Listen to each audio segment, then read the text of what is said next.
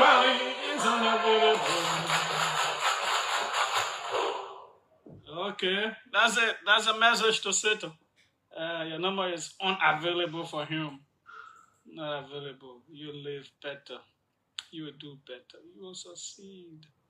Even though some of you don't like to hear that you will succeed, I don't understand what kind of human beings don't want to succeed. But tell the devil. That's a message to him. Put it in the chat. Put it in the chat. Put it there. Put it on your status. Put it on your Facebook page. Wherever it is. Let's go.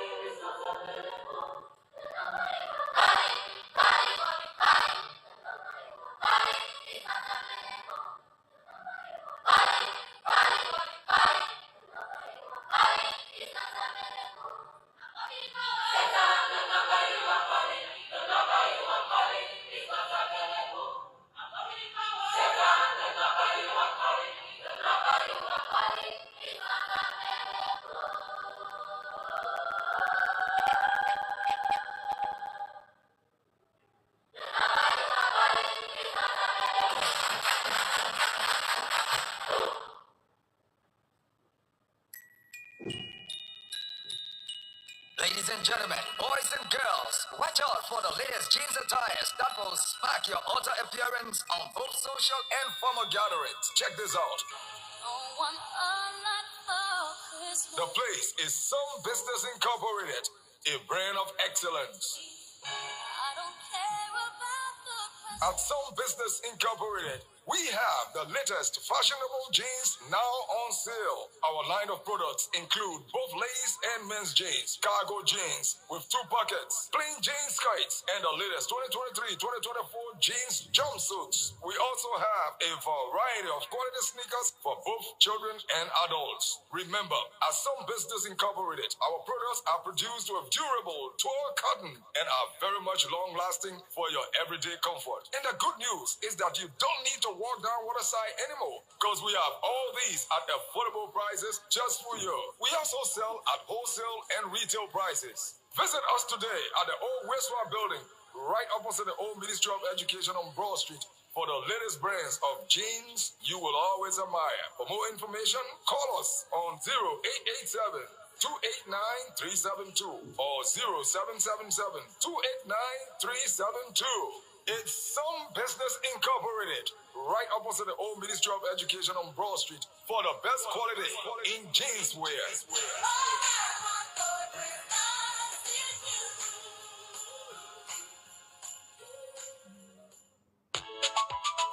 The Ministry of Transport, with funding from the National Road Fund of Liberia, has embarked on a wait station awareness to protect public roads and bridges from rapid deterioration and destruction. In October 2015, the legislature, approved by the president, passed into law the Axle Law Control Law of Liberia. The law aims to protect public roads and bridges from rapid deterioration due to excessive weight of heavy goods vehicles, set limits on lighter weight to control overloading, and domesticate the ECOWAS Regional Agreement on Harmonized Rules of 2013. The Ministry of Transport says one of the major reasons for the fast deterioration of roads is the overloading of trucks and heavy vehicles. With weight stations built across the country to enforce the Axle Control Law, violators will be penalized. The Ministry of Transport says there is no need to panic, as enforcement of this law will not affect transportation fares. Let's protect our roads and bridges. Be a responsible driver and comply with the Axle Control Law.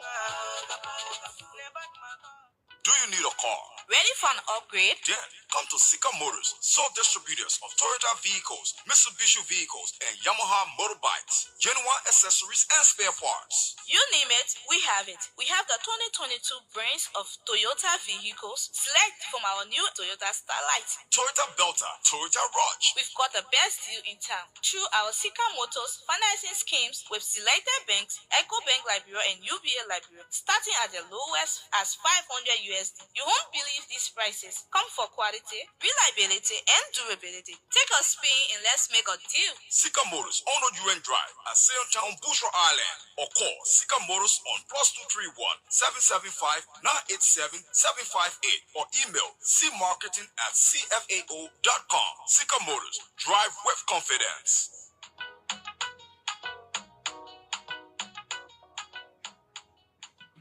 And welcome back. Later on, we'll take the rest of the ads. Let's take our fact check segment now. Let's take them right now. After that, we rumble. Welcome to the fact check segment. The segment debunks disinformation and provides the verified facts of statements made online and on the radio. Today, we will be fact-checking claims made in the last couple of days. On December 18, Akaras Gray, former District 8 representative, claimed that there was no political prisoner during former President Weah's administration. According to human rights organizations, political prisoner refers to individuals who are imprisoned primarily due to their political beliefs or activities rather than genuine criminal offenses. Gray's statement followed the arrest and detention of Sekou Kalasko Damaro, former presidential aide to ex-President George Weah, on December 17 during a protest up Capitol Hill. To verify this claim, we searched the internet and found articles on the arrest and detention of opposition figures during the administration of former President Weah. Front Page Africa, the New Republic newspaper, and other local dailies reported that Mo Ali, the then Secretary General of the Unity Party, was arrested and detained on March 25, 2021. Ali's arrest followed a Facebook post he made on March 1, 2021, which the police attributed to an arson attack on the headquarters of the National Elections Commission, as well as attack on the home of the late Associate Justice Joseph Nangbe. Another opposition figure, Manipake Dumol, the then acting chairman of the Council of Patriots, was also arrested and detained on May 1, 2020, over a Facebook post he made indicating that poor people in Monrovia needed AK-47s and not arrests so that the government can take them seriously. Based on these facts, we conclude that the claim made by Akaris Gray that there was no political prisoner during former President Weah's administration is misleading. Former COP acting chairman Manipake Dumol and former Secretary General of the Unity Party were arrested and detained during the administration of former President Weah. On December 18, Ilas Shoniye, former Deputy Foreign Minister, claimed in a Facebook post that the Capitol building, which hosts 103 lawmakers, consumed approximately 10% of the national budget. He made the claim following the fire incident that engulfed the Capitol building on December 18. The 103 lawmakers he mentioned include 73 representatives and 30 senators. To fact-check this claim, we reviewed the 2024 approved national budget and found that about US $53.37 million was allocated to the legislature.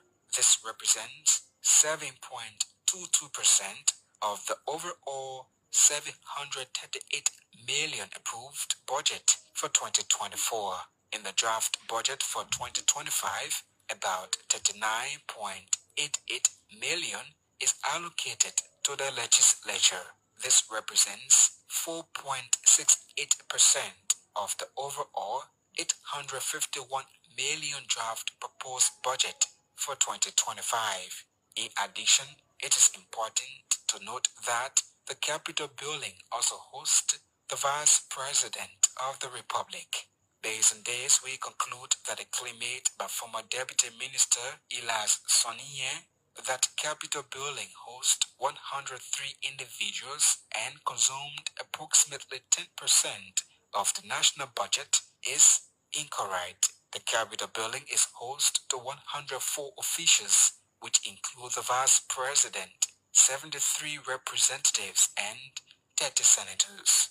Well, this is all we have time for on the Fact Check segment. The segment is part of an MOU between Local Voices Liberia and OKFM, Pram FM, and Cool FM to counter disinformation to help the public make informed decisions. This MOU is funded by Internews through the Liberia Media Empowerment Project.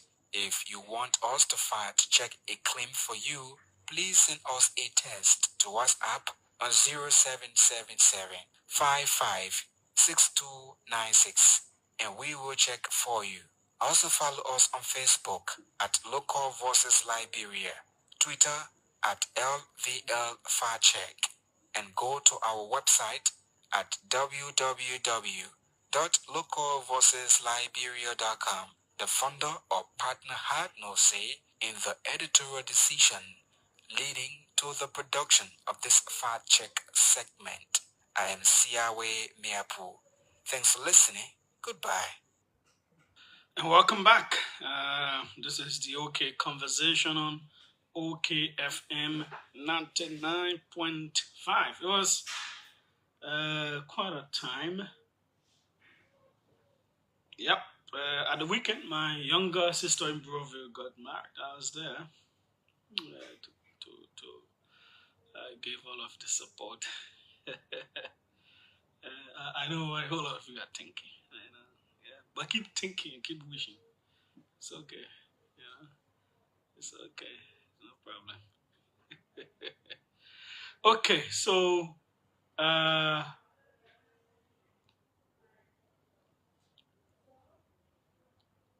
with that, congratulations to Sarah Lee, Jay, and her husband, Isaac Johnson.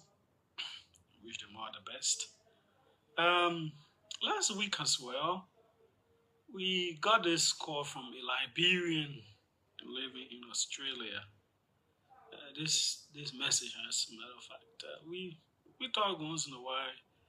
This person has, some point in time supported some of our initiatives here, and this was a message and said they wanted us to undertake an initiative to just put some smiles on the faces of 20 families, buy one of these 25 kg bags of rice and a gallon of oil each, and then 15 USD attached. So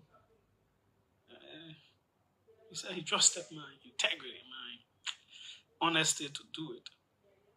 So he sent the money, $1,000. We went about doing it. He trusted, according to him, my ability to choose people who actually be in needy. Some of the very lowest people at some of the very lowest ebbs of our society. And so we did that. It was good, being at the service of other people. We went as far as Marshall, you can really know. It's just 20. It's not many people, but it tells you the conditions are tough there. They're really harsh. Some of the people are so, all of them quite needy, but some are just, yeah.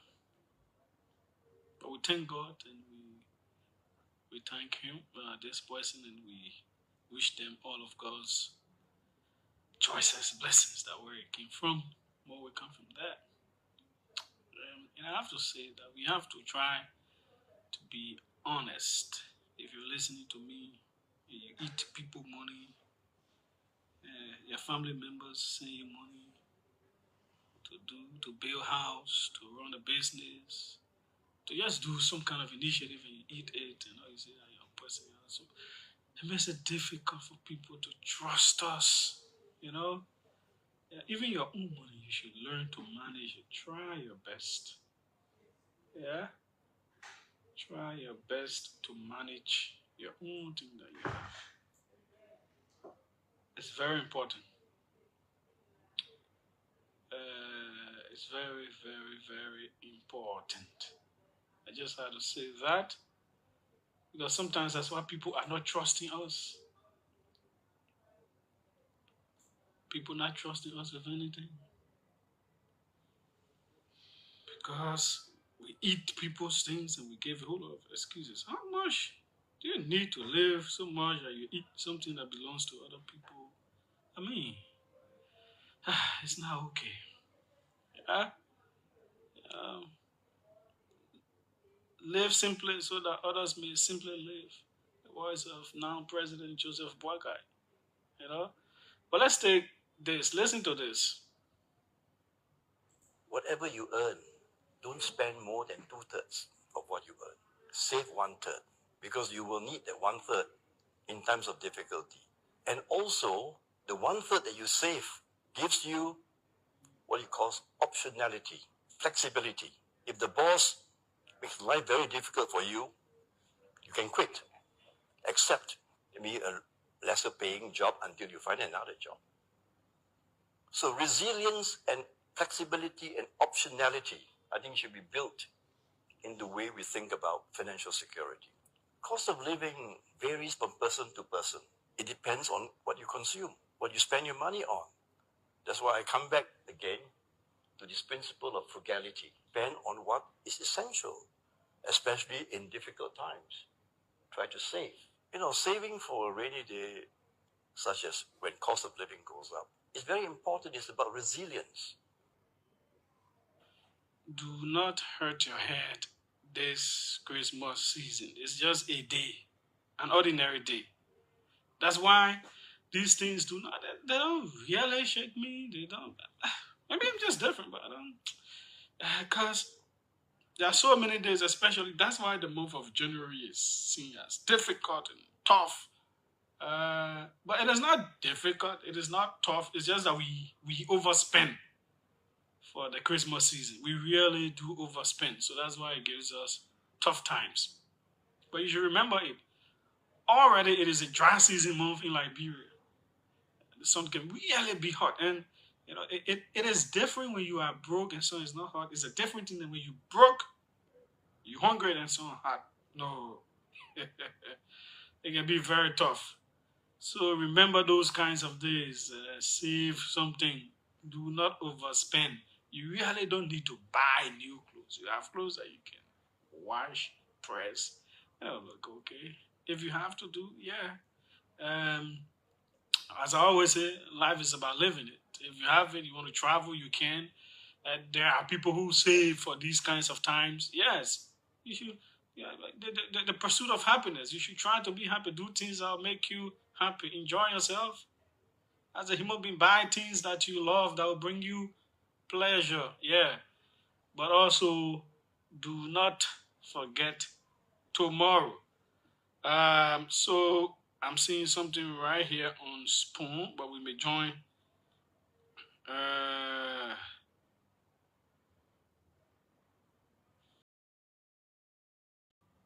um, I'm seeing something here on Spoon. The president Joseph Boakai is in Lofa, and that's where he's celebrating the Christmas. And then there are these activities as well going on in Lofa.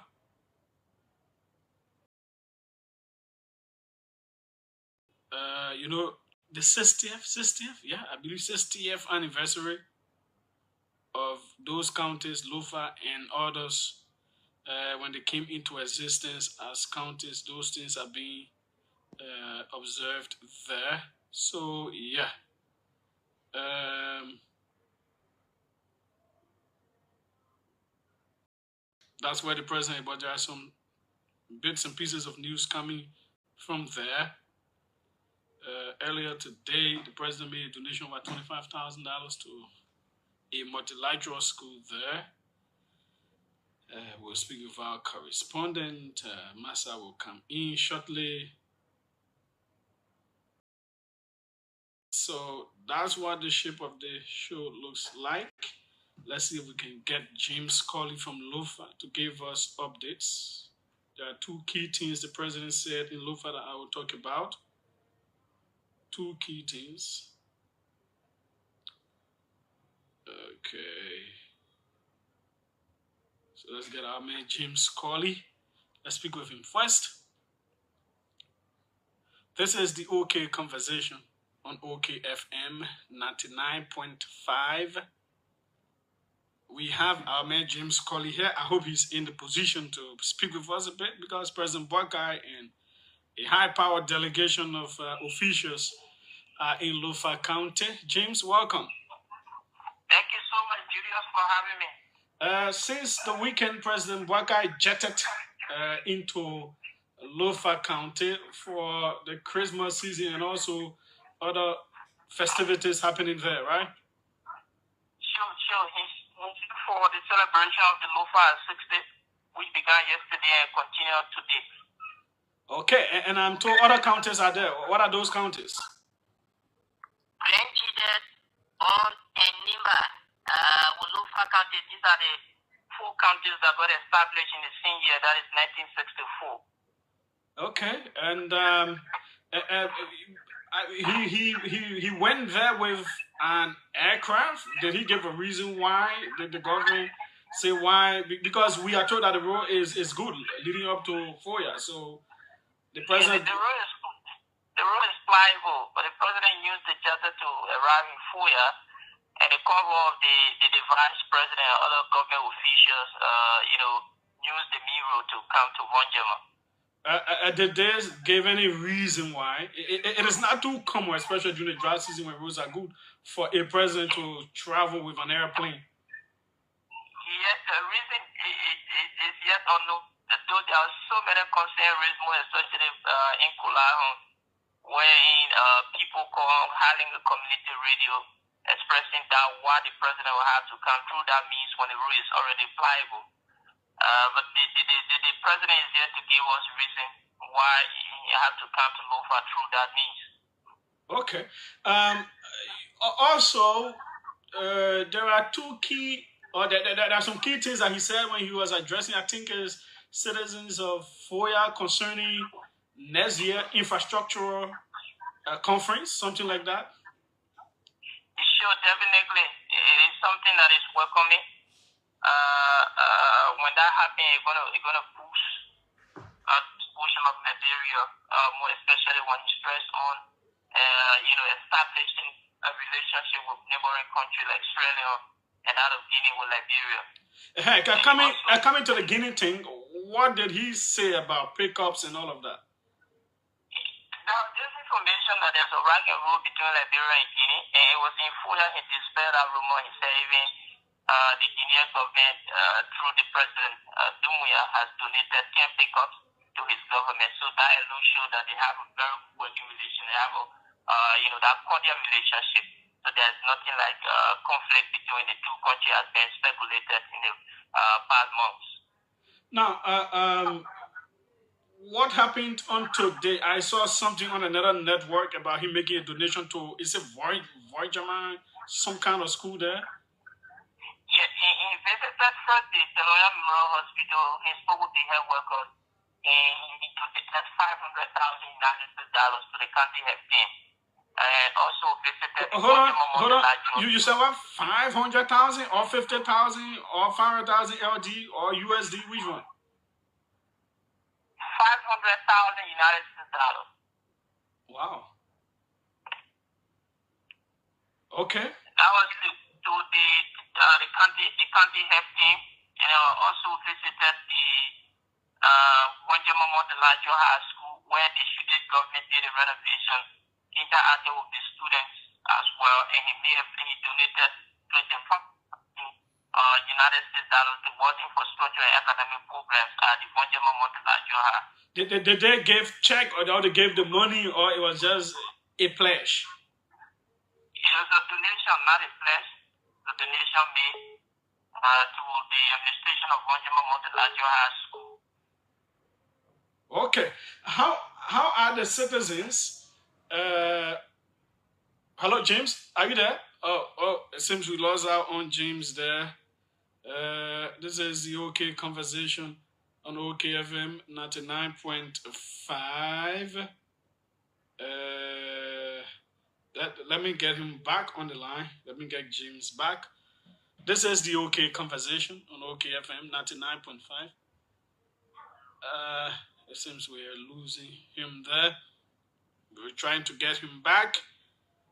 Indeed, the OK conversation is right here on OKFM 99.5. Okay, we have James Colley back. Yeah, I was asking James how. So quickly, the amount is 50,000. I'm sorry.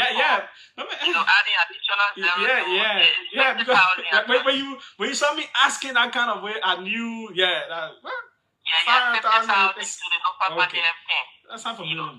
Okay, yeah, good. So how did the citizens, or how are the citizens welcoming the president, especially since the election? I believe this is his first time going to Lofa? Yeah, this is the first time going to Lofa since he was announced president of the Republic of Liberia, and coupled with this Lofa celebration of the anniversary. So the country is jam-packed, and the reception was great.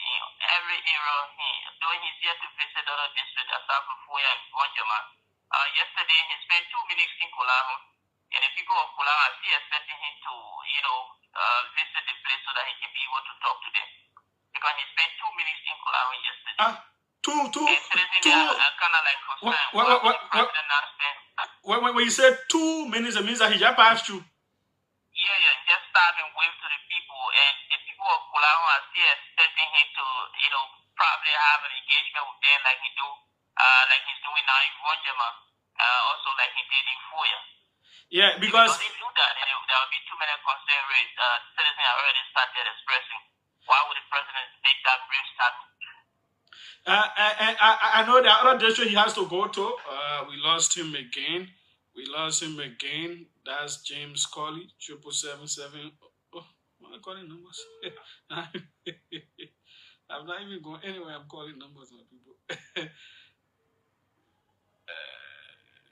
The network. I think the network seems to be a little bad. So, is it going to go to other districts like Zozo, like Salaye, like Kwaduboni, like Vahun? Are there plans for him to go there? No, that has not been disclosed to us as far as we have the information. The program is in Bonjama. Today is the last day, so we look forward to see what comes up next, which will be tomorrow. But for the celebration of the Lofa 60, as was announced initially by the superintendent, it was scheduled to have taken place on the 22nd of yesterday and today. So we look forward to see as to whether the president will have additional engagement in other districts like Kwaduboni, Zozo, and that of Kolahun district, which the citizens are still expecting him because of the way he passed in Kolahun when citizens were in high gear to receive him, thinking that the president was going to make us start there. But it is something that he spent 2 minutes there, and the citizens are still expecting. So we look forward to see as to whether he will continue the engagement in the county. Yeah, because they released on the Executive Mansion website. Let me go there very quickly. They released talking about his departure. Spoke. He talked about him going to other parts of the county. Let me just go there very quickly. Okay, it says President Boakai will embark on a week-long visit to Lofa County, making use of cultural celebration, blah, blah. The visit begins today with a warm reception in Foya, blah, blah, blah. On Sunday, December 22, he's scheduled to depart Foya for Bonjama to participate in the 60th anniversary, blah, blah, blah. Speaking ahead, following the anniversary celebration, the President Brown will return to Foya to celebrate Christmas Day with residents. On December 26th, President Boakai will attend 40th Day Feast of the late Alhaji Ibrahim Fofana. The visit will conclude on December 27th with the president returning to Monrovia after a week of impactful engagement. So, as it appears, other districts don't seem to be on the schedule yet. Definitely, because after the program today, the tournament is already on between the four counties football, and after that, probably only tomorrow the president has to go and be celebrating the Christmas in Foya. So if he will have to visit other districts, then only tomorrow he has to do that. Okay. Thanks so kindly, James Corley. We will keep in touch with you on tomorrow. Thank you so much for having me. Everybody could not believe that the president could donate up to 500,000. So they say, as a man again. Yeah, 50,000. Yeah, thanks so kindly. Okay. Okay, James. Yeah. So everybody, yeah. So everybody doesn't believe that the president. Yeah, so it's 50,000 to the county health team and 25,000 to the school there. What you remember to so yeah, the president went there with an aircraft. The road is good. Even my slave queen can go there, go all the way to Foya. So I don't know that. Transparency around these kinds of things is okay. It will not be a wrong thing for the government to say, oh, the president is using plane to go because of social reason. Simple. At this point, we don't know why. But his convoy went though. The convoy went empty without him. The other people, he went with plane.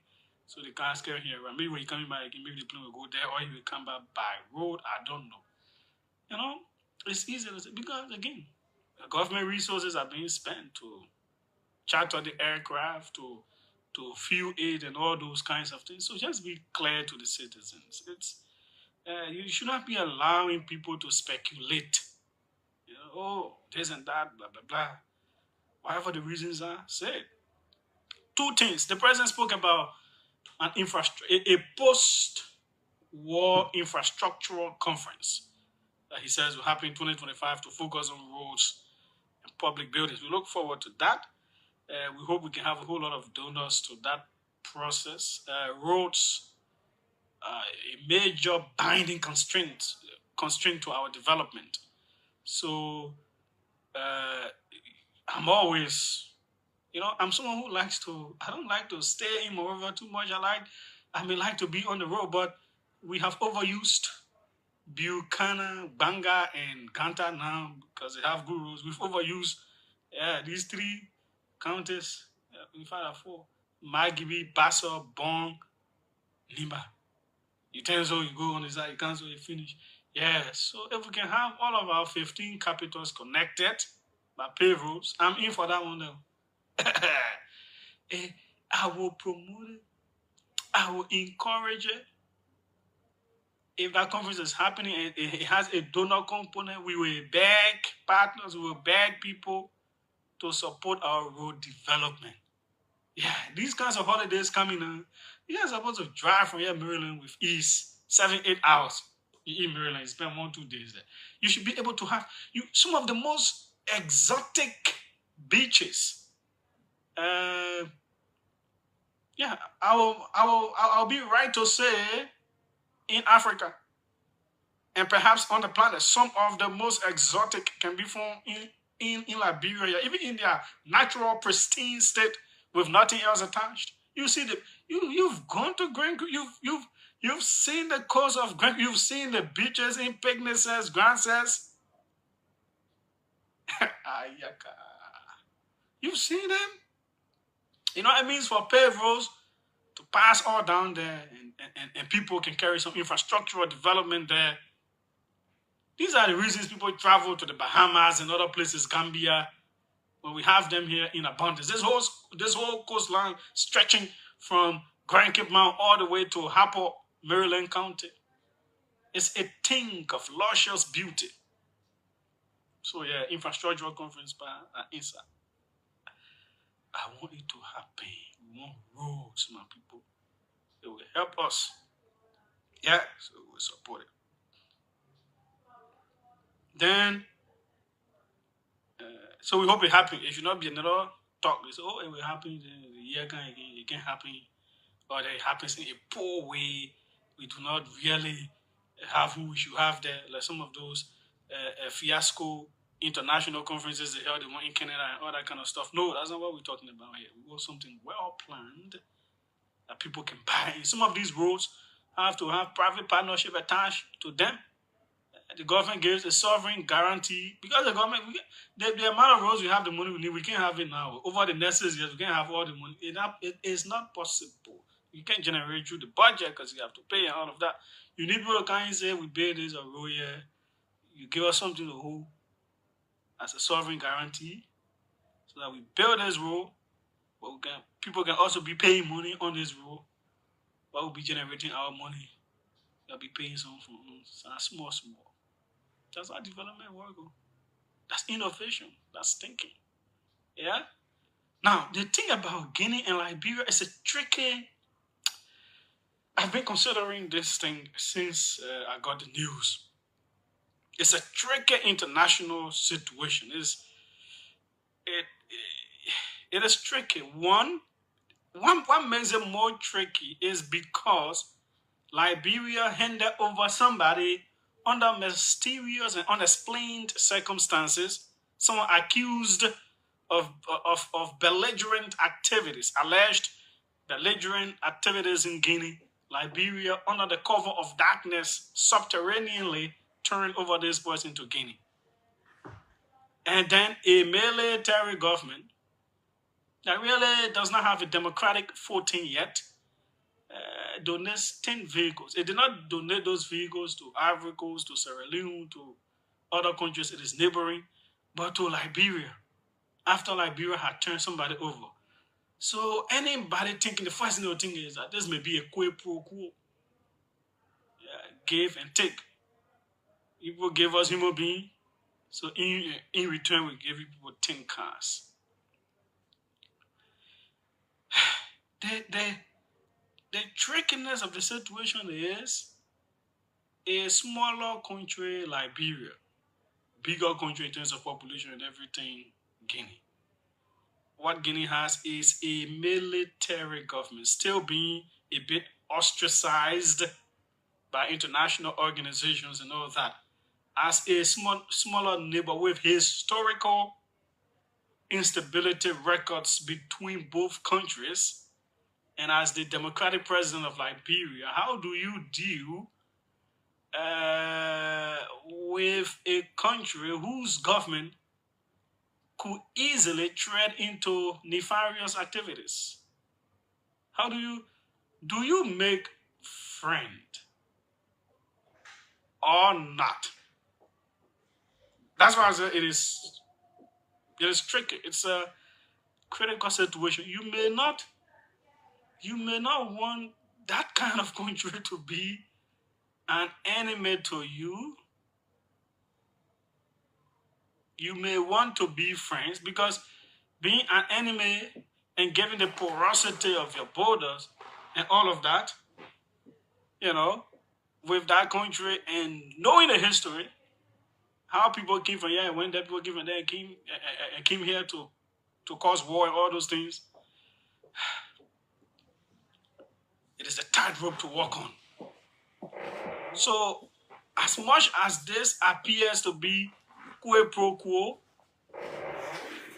you also want to say,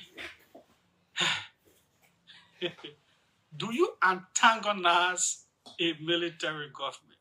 You see, this is where leadership now, that's where it's not easy now to be president and all those kinds of things. This one is tough, my people. So when we open the lines, you will tell us what do you do in that situation? If the person won't be friend with you, the military government, they could do anything. Yeah. So if the person wants to be friend with you and they send a tin card, you say no, you ain't want it. It's a quid pro quo. Yeah. Sometimes some of these things the government can better explain, but you cannot go into too much details with these kinds of things. And this is where the wisdom of leaders is required. Honestly, at this point, I can say, this other action wrong, or this one is not correct. If it were a democratic government, maybe. we could have other ways to say it. But that we turn one whole human being over some kind of way with no hair, no teeth.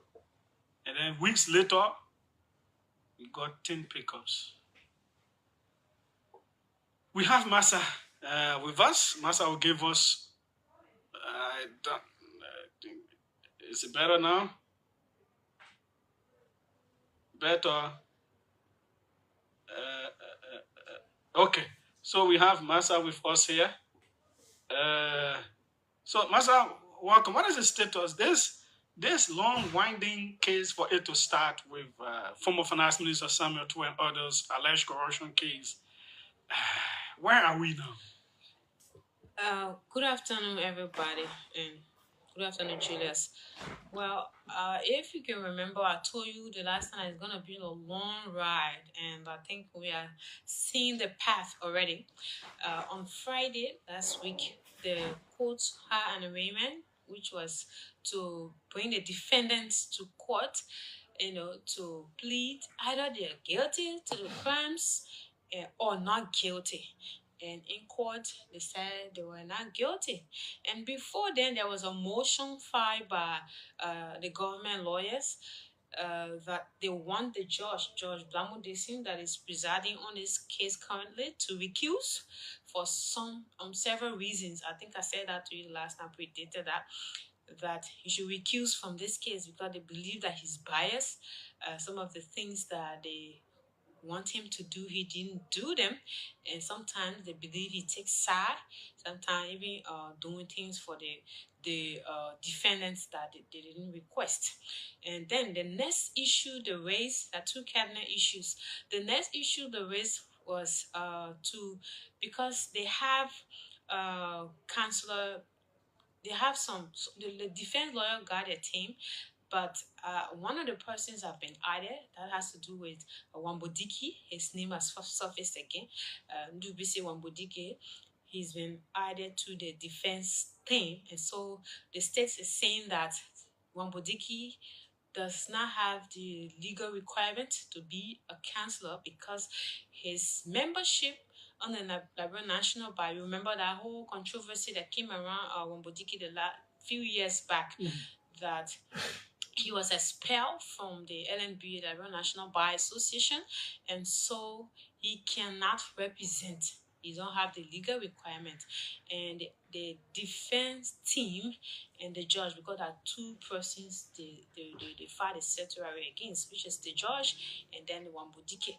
And the argument is that, well, Wambodike has been exonerated by the Supreme Court. The Supreme Court had a hearing because the incident happened.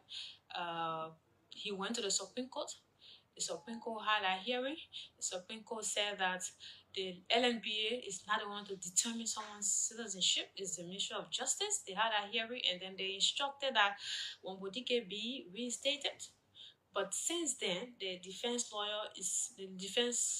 lawyers are saying that Wambodike status has not been changed.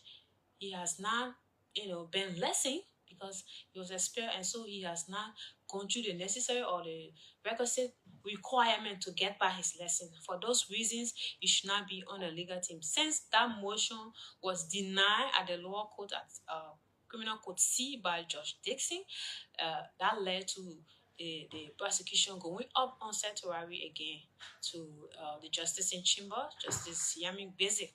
And then he has set December 30th to have a conference with the parties, both the state lawyers and the defense team. So that means the prosecution team, the team, which is the government lawyers, have gone back to the Supreme Court. Yes. On these two counts. Again. Yes. On 9 to 10 counts, bill certiorari. So there we are. That means the case not starting again. No. Once that comes in, obviously the judge has even ordered that they stop. There has been a stay order, and he has instructed that on the 30th of December, which will be, I think, Monday after the Christmas, they should meet again. Until then, okay. I think I predicted this to you. Mm-hmm. And then there is this case that I think many people have forgotten. The case with the one Lawrence K. Williams. Remember that after the election, the runoff election, that the guy that allegedly ran into some partisans or brush Yeah. streets. So I've tried to make some follow-ups. Actually, he has been indicted. They have indicted him officially, and the case was at criminal code A, and they have transferred it to code B. We don't know when exactly they were assigned the hearing, but he has been indicted, and the charges leveled against him. They have murder, aggravated assault, criminal attempt to commit murder. So those are the allegations. And I saw the indictment, and that I think 3 persons, according to the indictment, lost their life. And one is Mariam Kroma, Vani, Suleiman, and Peter Gray, and more than 20 others were injured. Okay. So that's the status of Thanks. that one. Thanks so kindly, Massa, for updating us. Let's see if we can get Nyanti on this line quickly. Two of our guests are here. Let's get Nyanti on this line, the indefatigable Nyanti. Let's see if we can get him. We need some updates about the passage of the budget, whether there were hearings, public hearings held, and all those kinds of things.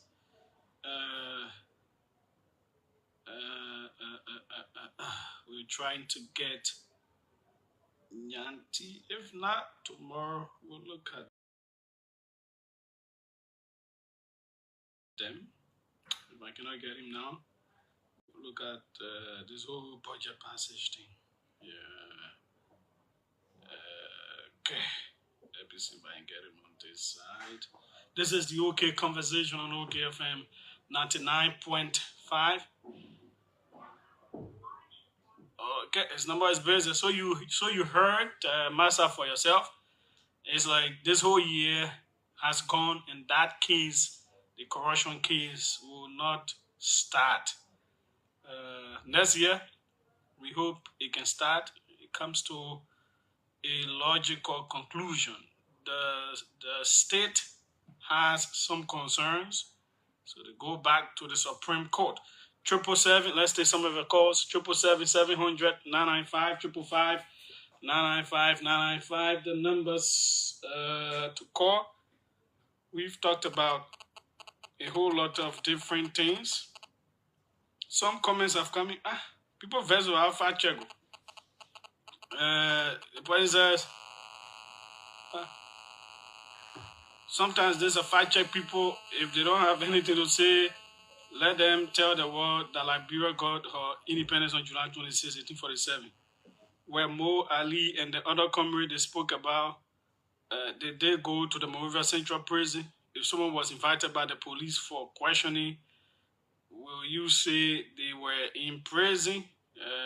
That's what this person says. William brought on our live feed also has similar concern. Well, I don't know. 777-700-995, 555-995. Welcome. Let's hear you quickly. Welcome, Julius. Yes, go ahead.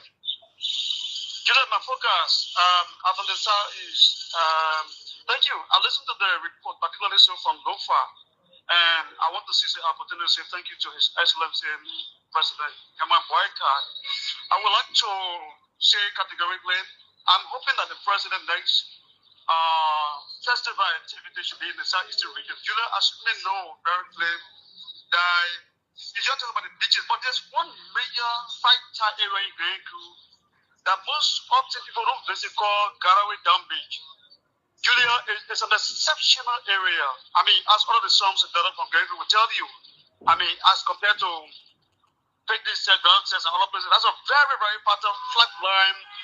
It's not about abandoned land, good for tourism. It's a historic site, I mean, to say so. But Julia, I want to say thank you for the opportunity.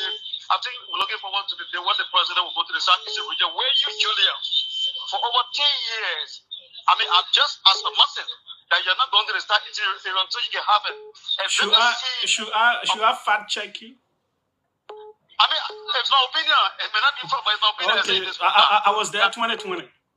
2020, okay. If you go to the Southeastern Nigeria, you see, I mean, the road network is eventually improving.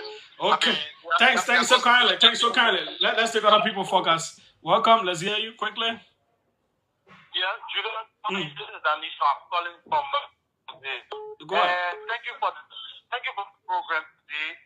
On that donation, I heard about it last night on the Spoon Talk 101 with the CEO, Associate Justice Kabina Channel was there, and he made some.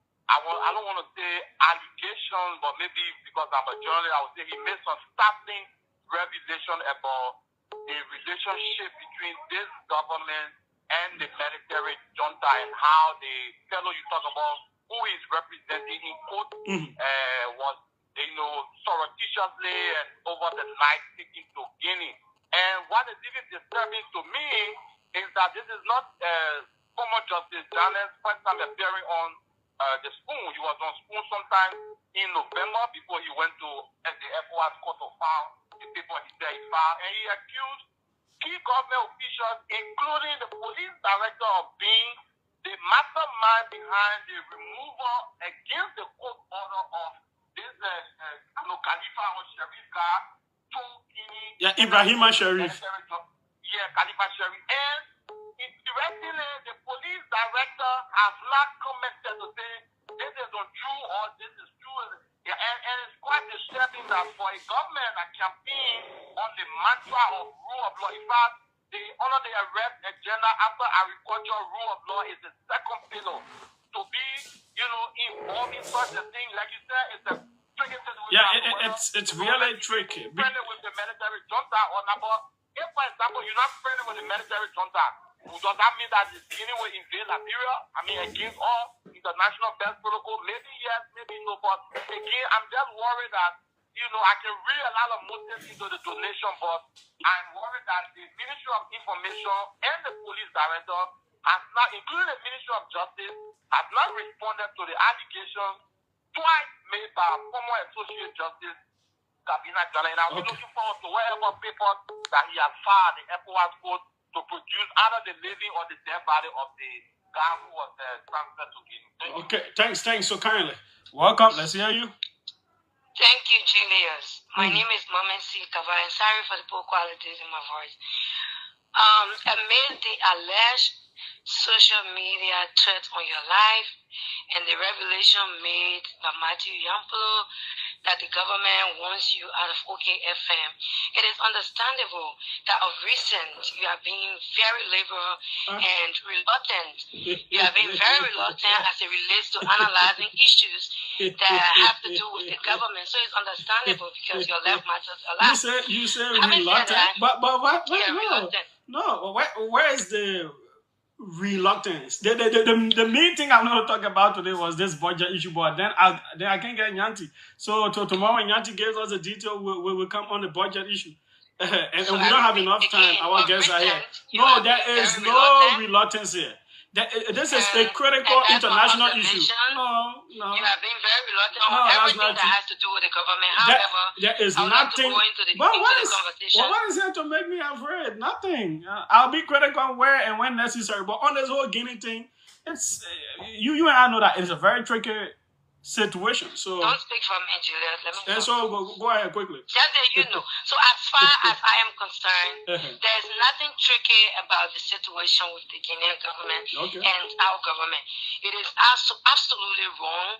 It is absolutely undemocratic on the part of the government to have illegally, surreptitiously, and wickedly taken whatever adjective I use, just consider it, to have gone to the prison and took a citizen of another country without the support, without the backing of the law, to turn that citizen over to an undemocratically elected government. Until now, the family members of that person do not know yet, they do not know the whereabouts of their family member. Yet, in less than 2 months or 3 months, the same Liberian government is receiving donation from that government. It speaks volumes. So what comes to my mind as an opposition figure, I'm afraid about 2029. I'm thinking outside of the box. The fact that the government can have collaboration with a military government near Liberia that we share border with, there is a likelihood because this government will do anything to maintain power. there is a likelihood that they could collaborate with those people to hack our election.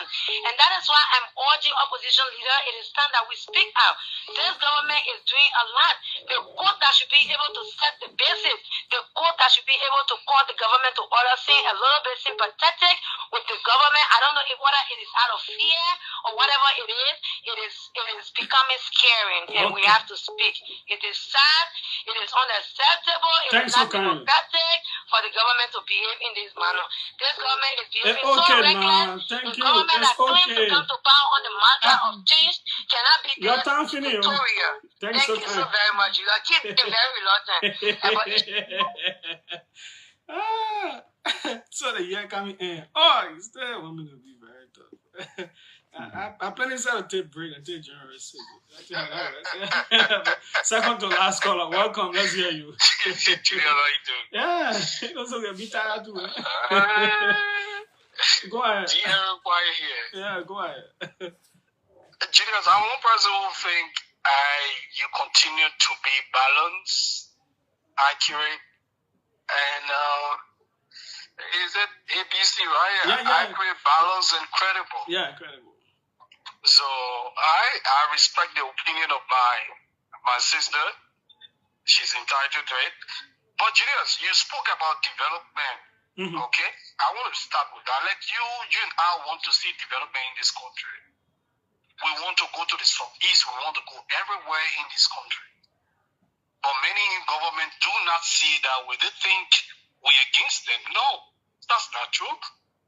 On the issue of the vehicles, Julius, I think the Guinean authority is trying to appease Liberia because it is alleged that Guinea came very close to attacking Liberia if we didn't turn over the individual. It is alleged. Before the people come for me to nothing. It is alleged.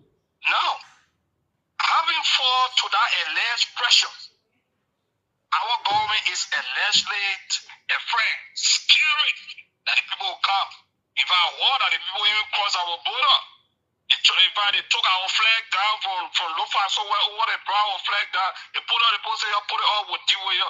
Out of fear, today the people send pickups. Hold on. Is it that we are not capable of buying pickups? We are capable of buying. One man can buy $96,000 car that pickups we can't buy. But hold on, don't go far with that. How is it possible that we will be having a better relationship with a junta, somebody who used coup to remove a certain president? Is that the kind of people we're supposed to befriend? Okay. Is it the kind of democracy we have prayed for? Thanks. So kind of Eric. Sorry, let me squeeze the last one. Our guest is here. This is paid for. Let me squeeze in Josh Lobo. Josh, welcome quickly. Thank you, Julius. Thank you for the conversation. I just wanted to provide something for my friend, my dear sister, Mama Sikaba. With regards to the topic on our discussion about the guy who was taking the statement by former Associate Justice Janet. I think as far as we're concerned, the international treaty law, if Liberia and Guinea have one, they say the other government you're sending the person to has to assure the next government that person will be given due process. But the conditions under which that this happened, the surreptitious nature of it. Okay, you know, I don't know too many words. Your vocabulary, your reservoir is too much for me, so then hold up now. As far as I'm concerned, that was done according to what we learned. And Justice Janet. But that is not what the court thinks, and this is why the court fined the government lawyers and government officials on that case. Okay, so what I like to do is just I do not dwell into the speculation since the legal matter. I like the court play itself out, and then when the ruling comes out, we know. But to my sister, Mama Sikaba, let me say this to you. You have nothing to worry about 2029. Your future for 2029 would have depended on what you've accomplished. Whatever good you did, if we spoil it, maybe the people will consider you. But in as much as you left the city dark, you left the place dirty, and we've changed it. We're making people's life better. You reduce people's salary. We've not increased people's salary. There's no argument. When it comes to 2029... You say about making people's lives better? We are increasing. Well, yes, Julius, we are. You may not, whether you agree or not, that is the fact, Julius. Let's look around town. Okay. The reality is there. Okay. Tomorrow I will open the lines for the protocol and tell you that their lives are better now than it was 1 year ago. Let's look at it from a holistic point of view in terms of governance as a whole in the country. Okay. Anything. Let's have that conversation. Maybe bring me and let's have that conversation. The time will come. Don't rush me. I have my plans for next year. Don't rush it. For the CDC, I will tell you. Leave CDC better than see you. You have left to 10 all our dinner into you. Okay. We have our guest here. Where's my producer? This is the OK Conversation on OKFM 99.5. Yeah. Our producer is coming shortly so we can. Is Labra doing a trade by battle? That's what this person says on the message line. We are also live on YouTube. You can follow us there as well. Let's take this call from here as we try to get our welcome. Let's hear you as our producer comes in to say go Okay, thank you. Thank you so much, brother Julius. Yeah, quickly. Julius, and I do join the conversation they give me from Clarendon. Brother Julius, as you know that you and I, we are very good friends. My man, did that thing when you call here, turn the thing. When my friend share that reason you call, I beg you turn your thing and hold your phone. Okay.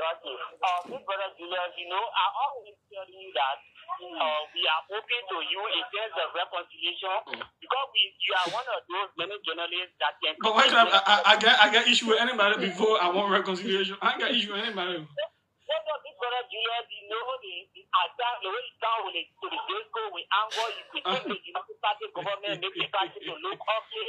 You know, this is why I'm saying that. You say I can come with what anger? Yes, the discourse attack is the thing in government, you make the government to present ugly.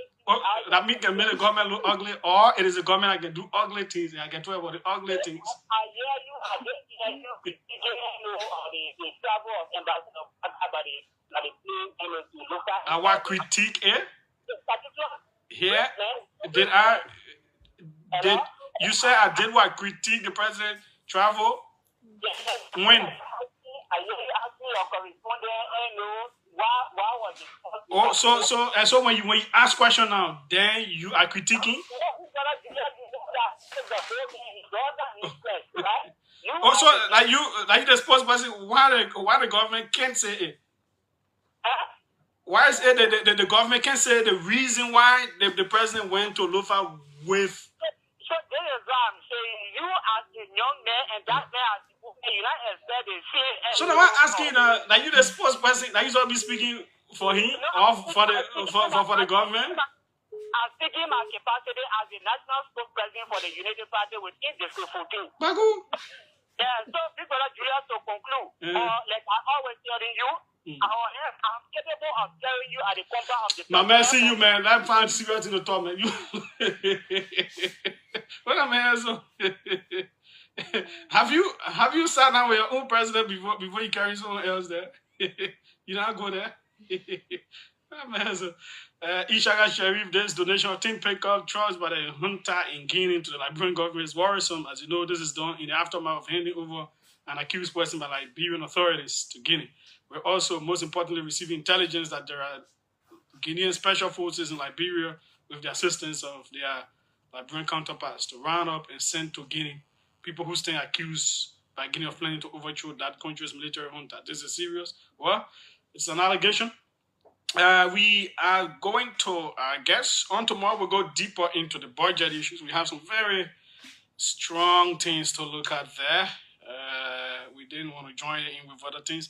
We have Jackie C. Smith, head of technical non-life insurance at Mutual Benefits Assurance Company that is on the 17th Street. Welcome, sir.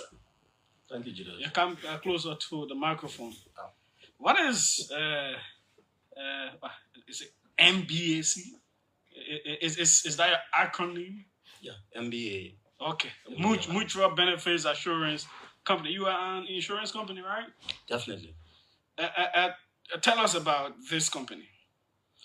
So mutual benefit insurance company, Julius, is composite insurance company, meaning that we do all forms of insurance, life insurance, medical insurance, and property insurance.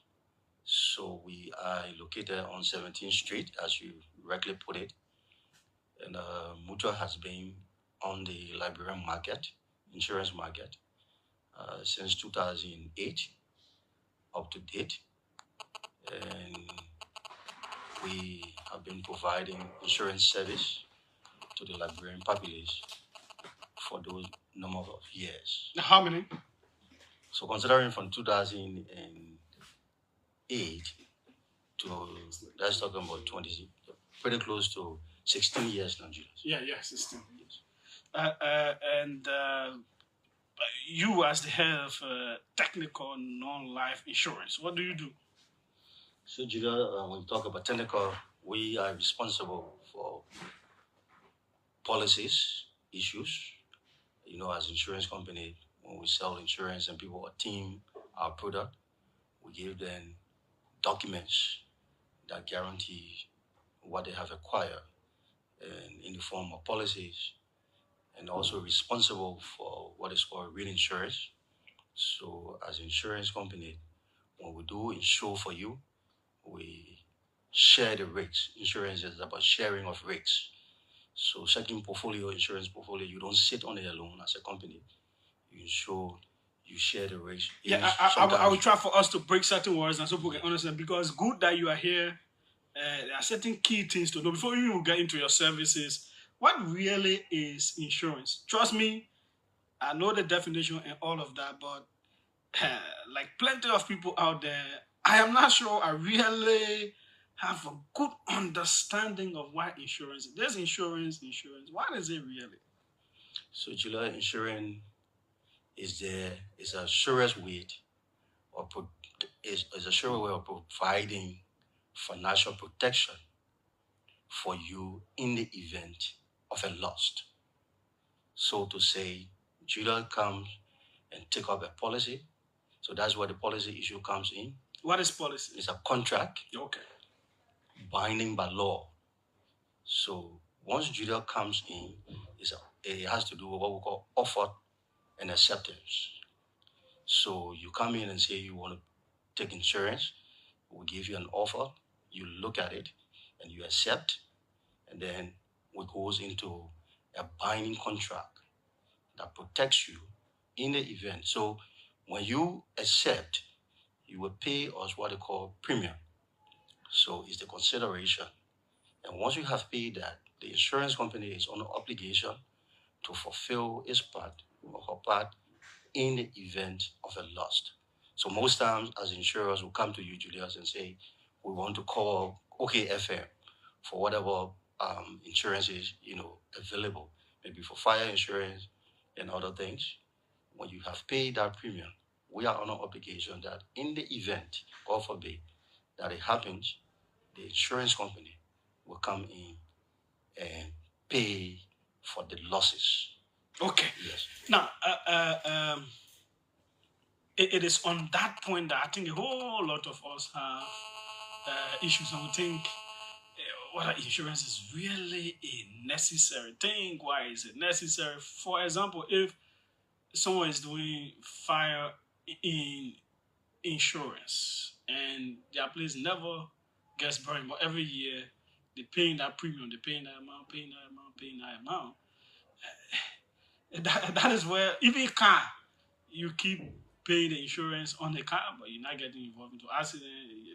It just keeps happening 10, 15, 20 years. You're just paying insurance. So that is the point. Why should people continue paying insurance if they're not having issues?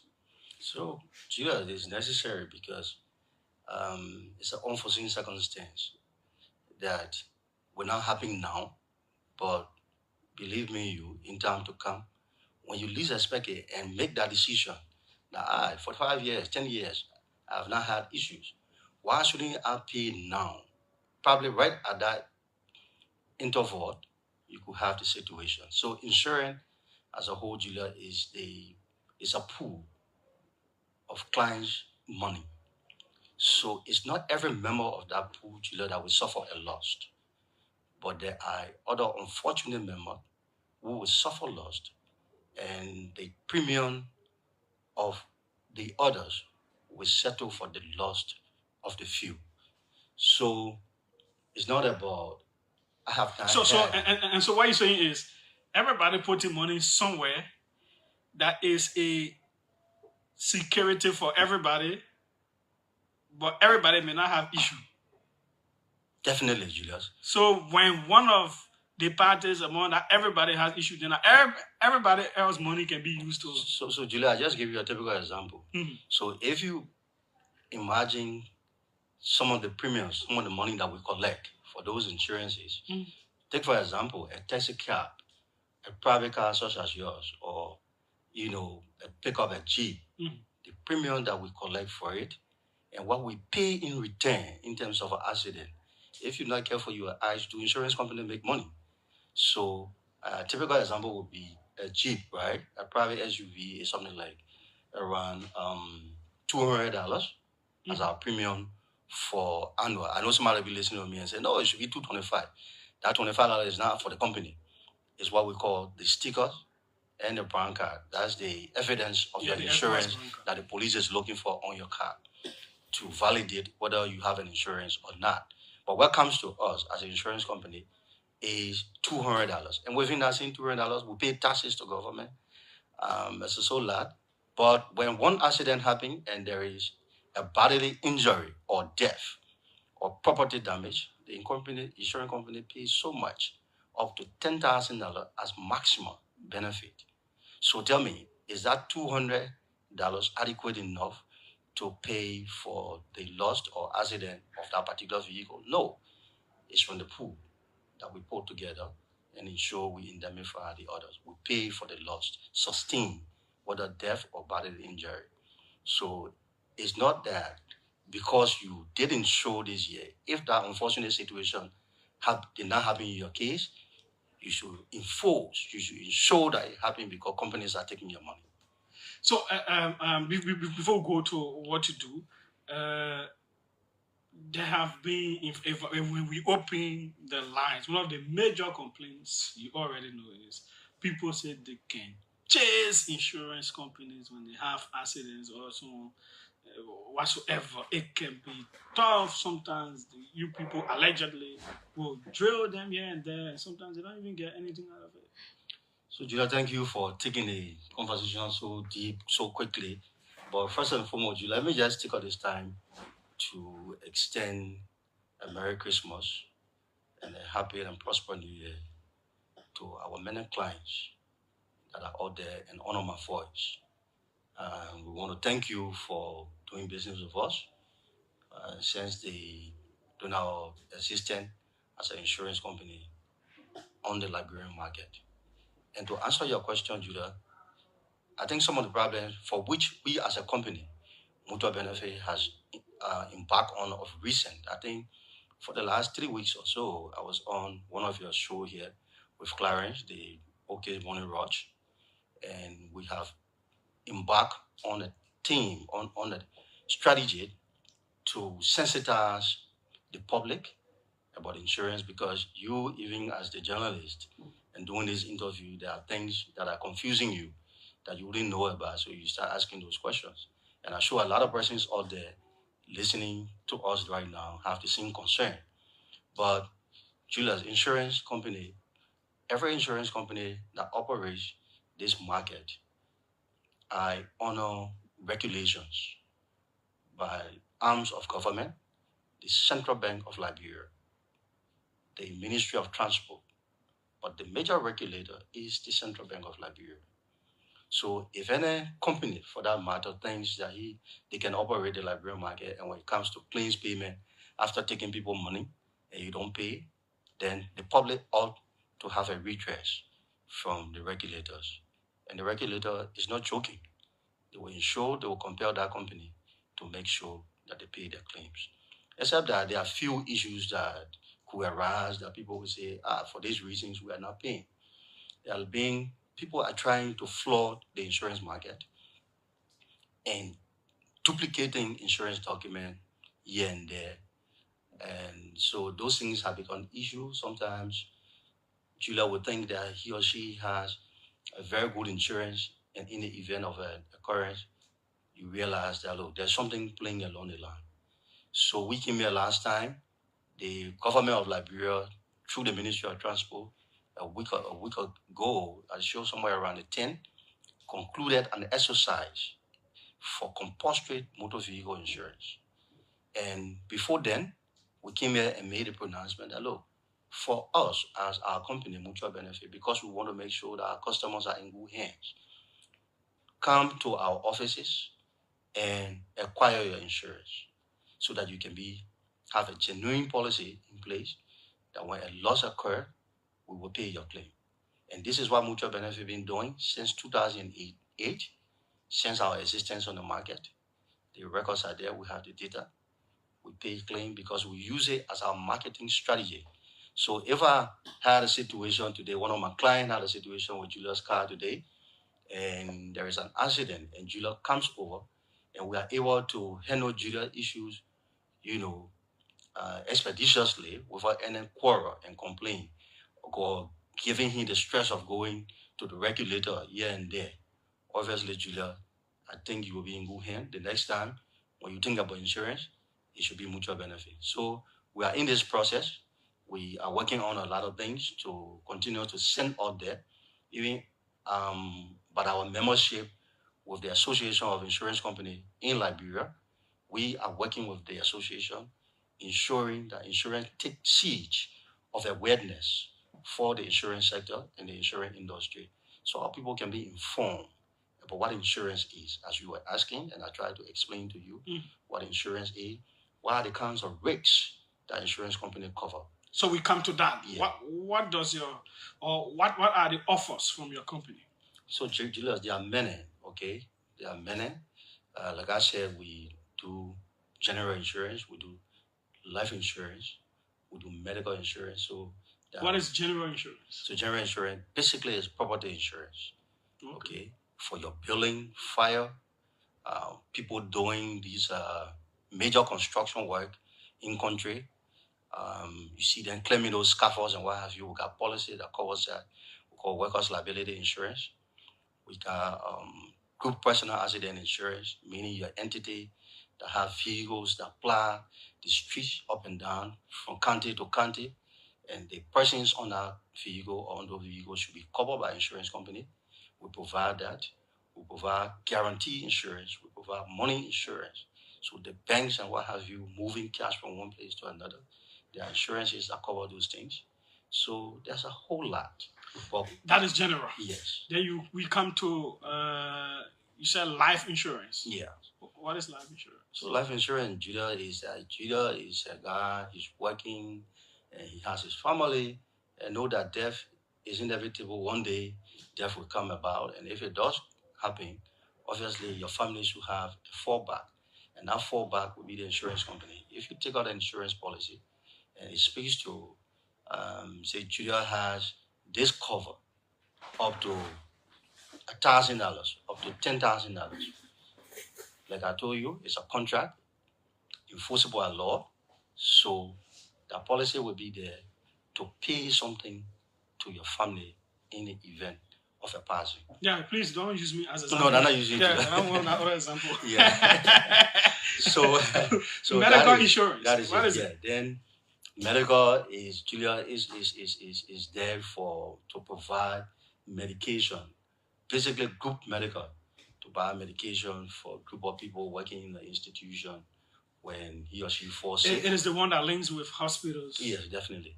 And you take a policy, you go to hospital, your dependents go to hospitals, and they get ill, and they get benefits.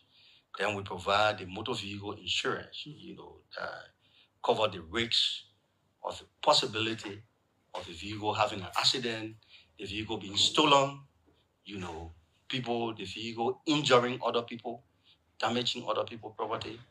Is it the one that has the third party thing? Yes, definitely. What is it? So it's in two kinds, Julia. So it has the third party thing, then it has what they call the comprehensive. Okay. So the third party is the one that is made compulsory by the government to say that, look, Julius, every moving object that plows the street should take up insurance. Because in time past, Julius, I remember very vividly when I was coming up, I was managed most of the time. I got to know that people used to say that poor man cannot own car. Okay? Because you ride in that car, you on the road, one day there will be accident. Sometimes those accidents occur, you see the guy, we call hit and run. They hit the people, they run away because the car that the man is even riding, Julia, is hand to mouth. Okay, the man put that car in the street today. I think you can see some of our buses, right? You can see some of the pickers and things. The other guy that can't swim here and there. God forbid that they ran into somebody. You know that there have been cases in our country where a car will run into a group of people, and then you just find out he look back, he look left. So what? Where am I going to get money from to pay for all these kind of damages that have caused? So he runs away. So the government said, look, the crafter of the insurance laws is, let me show that before anybody put a car on the road, there is a lease policy called motor third party insurance that the insurance company will be responsible for your legal liability. Only you. For your car, no. The companies will not take care of that. You that insure us. But if you damage somebody else's car, you injure somebody else, you kill somebody, you have a fallback. You don't have to run. Just report yourself to the police. Why doesn't the third party cover the individual who has done the insurance? No, so you as the insured who has the policy, no, it don't cover you. So it's straight to unless you do comprehensive. Yes, unless you do comprehensive. And even on comprehensive, Julius, it don't cover you as an individual. It covers your vehicle and the third party. That's why I was telling you about a policy called GPA, Group Personal Accident Insurance. So the guys you have on it and yourself and what have you, you can take up a policy. But it don't cover the individual, it covers the vehicle. That one should be more expensive, I guess. Yes, definitely it does. So it goes by the value of the vehicle. So if you have a vehicle, say for $5,000, vehicle of those nature is 10% of the value of the vehicle. So you will pay $500 for an SUV worth $5,000, as opposed to third party that you will pay $225. So it's so if you have a car worth 30,000, 40,000, 50,000, 25,000, yeah, so 20,000, it is 10% applied. Yeah. So, but the thing about it is, we also look at the higher the value, the lower the rate could be. Yeah, it's negotiable. It's based on relationship. It's based on fleet of vehicles. So if you have a lot of vehicles, mind you that I'm not the only person in the market, right? So you come to me, you passing all around to look for a reasonable price. So the guy can say, Julia, with this business, I don't think I'm going to allow you to go somewhere. Julia, we can negotiate for 8% and what have you. But it ranges between 10% to 6%. Yeah. But where are you located? How can people get you? So, Julia, like I said, we are on 17th Street, and our building is right on the main road, adjacent the Stop and Shop supermarket, and right opposite the Garabafte church. So we are easily located, and it's just easy. Okay. So we have been here, and whenever people want to get to us, they just move to that office, and they are good to do their insurances. So then we also was like talking about motor. Julia, the dry season is also here, and we want to concentrate the population, particularly property owners, businesses. You find out today that a lot of businesses that are being run is one of the risks that the insurance company actually provide, protection for. Risk against fire, risk against windstorm, we call them fire and special peril. And Julius, you find out that people appetite for insurance in this country, to some extent, it's not really there, owing to a few things. No awareness, economic factor, so forth and so on. But Julius, with the level of climate change that we are having in our country, and seeing the kind of aggressive windstorms and things that we're having globally, which of course Liberia is of no exception to, mutual benefit insurance company we have tailor-made a policy that I would like to talk to you briefly on and the public. Yeah, sure. Before we leave, fire insurance is the same as insurance, and they provide protection for you when a loss occurs. So I don't want to use your premises as an example, but there is this owner of a property or business that is going so smooth and good and forgetting to know that there is an associated risk of fire, flood, so forth and so on. And a fire, the building is gutted by fire. Julius, this is what kills more businesses. And once those disasters happen, it's difficult for the person to come back and commence from where they start. Because sometimes the fund is not there. Insurance company is there as a friend to make sure that they reinstate you into the previous position, your position prior to the loss. So, but it's difficult. The man look with the kind of high cost of life that we have in country and globally, it's not changing. It continues to be the same because things continue to get worse. Everybody have problems all over the world. So you realize that a property is gutted by fire and there is no remedy. Why? You have a property, Julia, of 50,000 United States dollars, right? Assuming. And to insure that property, the least is very cheap. We say, Julia, pay out 1% of your $50,000. If you look at it, somewhere around 500 United States dollars. The guy say, I'm entangled with school fees for children here and there. How do I take a whole $500 and put it on insurance? So it leaves almost the entire citizen, the entire Monroe population. Just take Monroe as a case study. Because the people in Monroe, if they can't do insurance, what about the people in the leeward counties? Obviously, we leave our property vulnerable to those things. And you have been seeing quite recently, from this year, the inception of this year, the level of fire disasters that we had. There was one on Sunday. Definitely. Somewhere in the Amigashi area. There was another one in Basel that we had, even the government-owned building, the Capitol building. Is it insured? The Capitol building?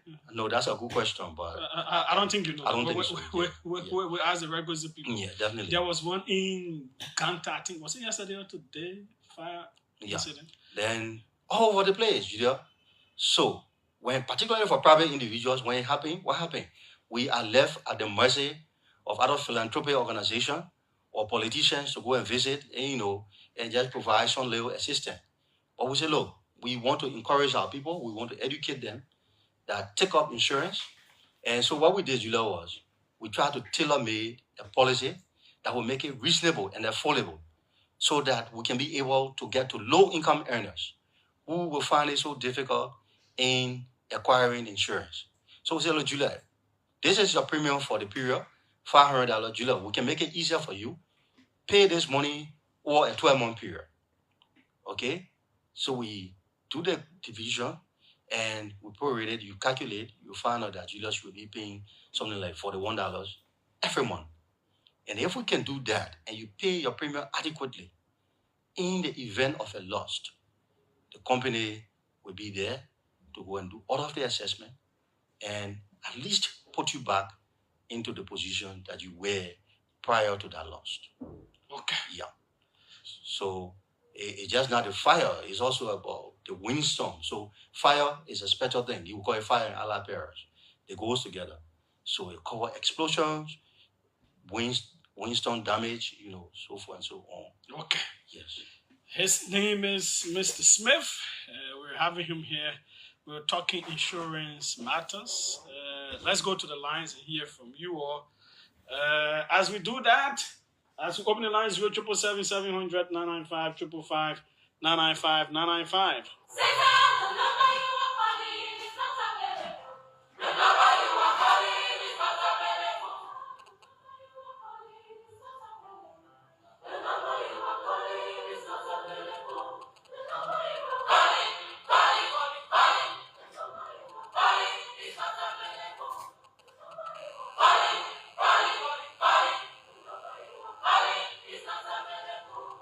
Okay, that's City Choir from Nigeria right there. Welcome. Let's hear you.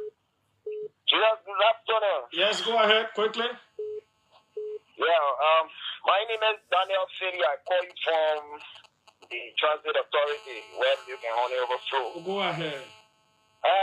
Julius, I love that song actually playing, but I want to say thanks to your studio guest for explaining a little bit about the insurance company. But my frustration about insurance company is what you were actually talking about, when you fall into accident, especially I've seen a lot of vehicles that fall into accidents and then calling on insurance company and they can't respond to of course. Not talking about you going to the company itself to do all of the follow-up.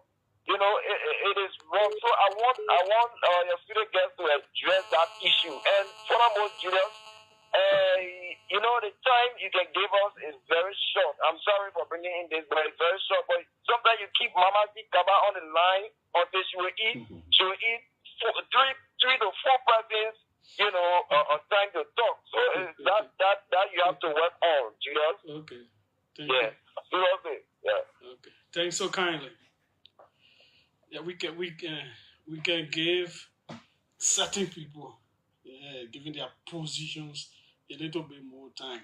That one is a reality. Yeah, it is not like we're overlooking the other people, but it is a reality. Those who hold positions in their parties, in government, you don't expect government official to call. We are getting 30 seconds or 1 minute, or a party official.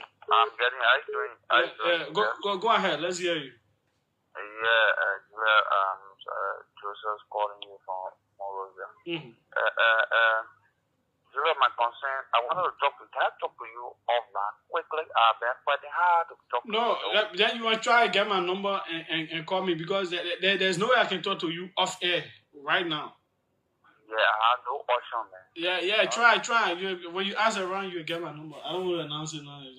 777-700 995 555 995 995. Welcome.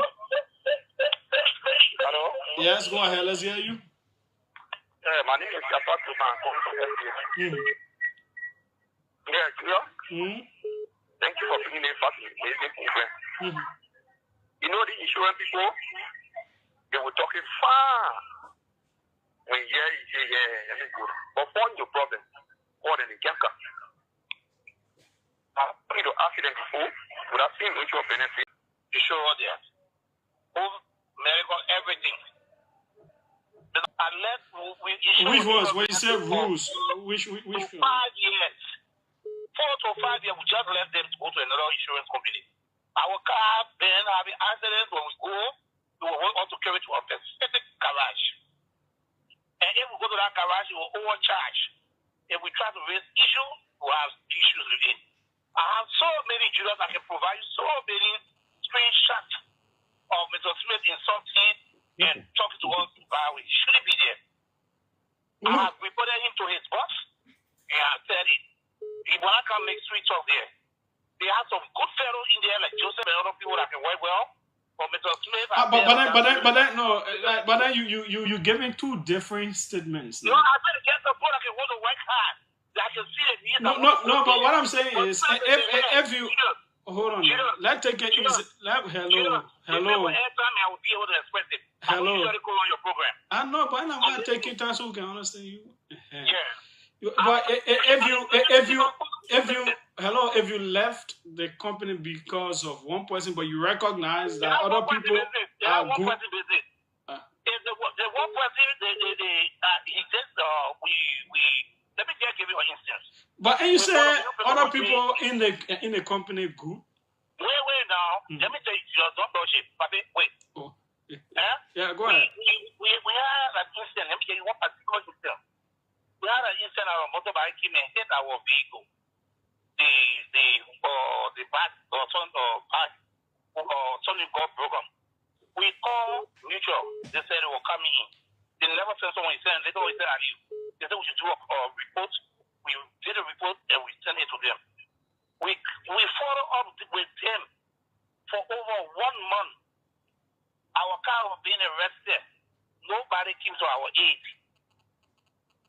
for the vehicle insurance. And comprehensive vehicle insurance.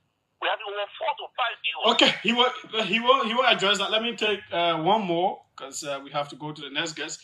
And by the way, today is one of our very, very good, esteemed, young, upcoming journalists' birthday. Joseph Daniels. He's into news, he's into talk show, he's into everything. Happy birthday to you. All of God's choices, blessings. Welcome. Let's hear you. Good afternoon, Yes, you're my final caller. Okay, my name is T. Shaki Mame. I'm calling from Mama Point. Julius, it's a time it's good to insure your property or your car. But 2016, I was involved in a problem. Then prior to that, I went to Mutual and insure my car. The parking problem was a guy, was 2 days before the wedding. I hit onto the main car. I called the company, Mutual Insurance Company. We was treated over eyes. The clean manager sent somebody there by then.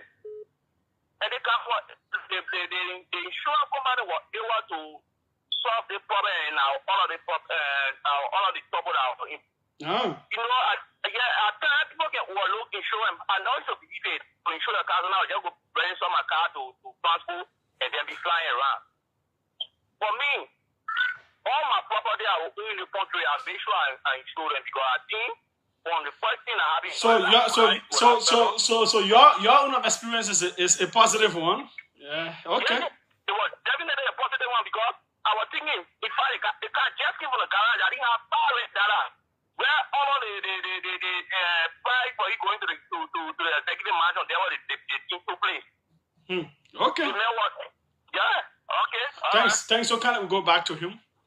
So, Gina, thank you. And thanks to the caller, all of the caller, including the guy that called and said, the odds. Julius, they probably need to know that the reason for which insurance company exists is to pay claims. So we don't shy away from them. And I just told whoever and will-be customers that, look, you have a redress, you have a recourse, that any company who do not pay your claims to go and lodge your complaint. This caller called and said, yes, he been insured of us. Definitely I know him. And you heard the last caller who called, I came here before, callers called and commended this company for the level of work that we have done. And the guy who just talked and said 2012, and he was talking about wedding, then of course it was my wedding just about the time. So we don't take people claims lightly. We make sure we pay them. So you say the guy in question. Do you so remember my last interaction with this brother, right, was sometime a year ago. He had a breakdown on the Grand Gita Road. Can you imagine how that road is terribly bad? It was on a weekend. I think like a Saturday evening. So I think he had a side swerve with another car passing by one another in the mud. And he alleged that their vehicle damaged the car tarpaulin. That causes $2,500. So he called. I said, look, it's $2,500? Yes. Insurance, we settle claims in many forms. You could be in an era, no good era, and you have something and you can settle it with the person you injure quickly by paying money and come back and get a refund. 2,500 LD? LD, yes. Okay. So where he was, considering the network and what have you, he said, look, we have this situation, we damage somebody tarpaulin. I said, if it is tarpaulin, please. He said, how much for it? He said, $2,500. I said, can you pay it, sir? Would you reach to Monrovia? We'll make sure we pay you back. We call it, we indemnify. We re-indemnify. We'll pay you back the money that you pay. And this guy got upset and so furious. He mentioned, and you're asking a good question, say for one person you leave a company? No, because they are good gentlemen, including myself. And people will speak to you, Julius, that we don't take it easy with our officers in our company when they do not attend to people's claims. We make sure we follow up because that is why we are in business. If you can't pay clean and that is a bad reputation for you, obviously you are going to lose businesses. So that is why when I went to you say, I think it was on the eve of the guy's wedding anniversary, 2012 December, July, I got married. So I had to make sure that I attend to that customer before going for whatever I'm going through. Like we are going through the festive season right now. Our office don't close. We work through all. So all customers who will have issues during the period of time, all they need to do, call our numbers, and we have our gas stations that will visit them to ensure they settle their issues so that they can be able to have a free flow. So those are the kind of things that we do. Thanks so kindly, sir, for being here. And Julia, one thing I would complain on this before I leave. This is our second time having a pay-for show. We'll come here and we'll sit the longest. Yeah, yes, sir. And dip into our Yeah, time. that will give you your time back. No, my time is not. No, we give it back to you. You see it? Okay. Wow. So thank you, thank you to the OK family. Yeah. And we want to say to our people out there, rest assured, have no fear. Come and do your insurance. You are in good hands so far as it comes to mutual benefit insurance. Okay. Thanks for doing business with us, and we'll continue doing business with you. Okay, that's mutual benefits right there. Let's take a quick break. We'll go to our next guest. Okay.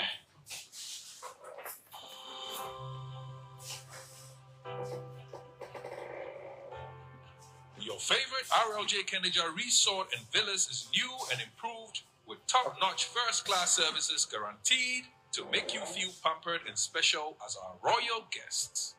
Ideally located on the RI Highway, a few minutes drive from the rehab junction, right in front of the Atlantic Ocean, you are assured of a peaceful, serene atmosphere of a home away from home. The ingredients for our Liberian meals are freshly picked from our garden to give you that unforgettable taste of Liberian cuisine. Our villas are designed and equipped to ensure every night spent with us is a memorable one. We are well positioned to host conferences and seminars of all sizes, as well as outdoor events like garden weddings and parties.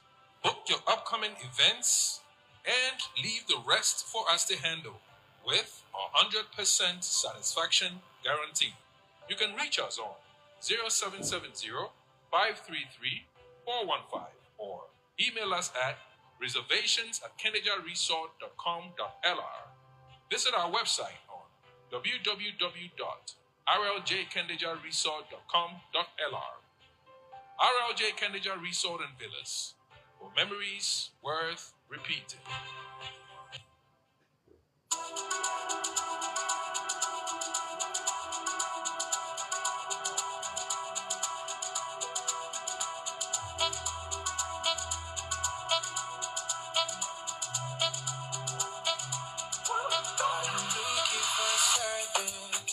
Internet service, fast, reliable service for your home and your office. Unlimited service with the best coverage. You better choose Connect.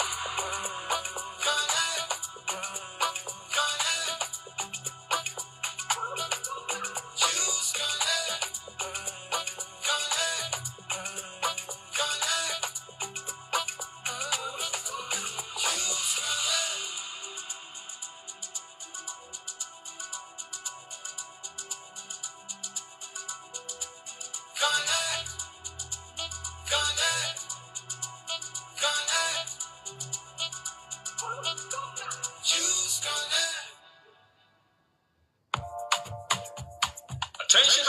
Attention to all lovers of the good things in life. A house is not a home, and a home is the one place where you should feel relaxed and accomplished. Your home should reflect who you are. So, it's time to make that upgrade with minimal damage to your pockets. And I have the perfect solution for you. Home Sweet Home, located on Benson Street, between Center and Buchanan Streets, got you covered. From the kitchen, we have air fryers, juice makers, pressure cookers, freezers of all sizes, and all the modern kitchenwares you can think about. From the bedroom, we have top-of-the-line, exquisite beddings to give you that great night's sleep because you have earned it, and soft, comfortable towels for your bathroom.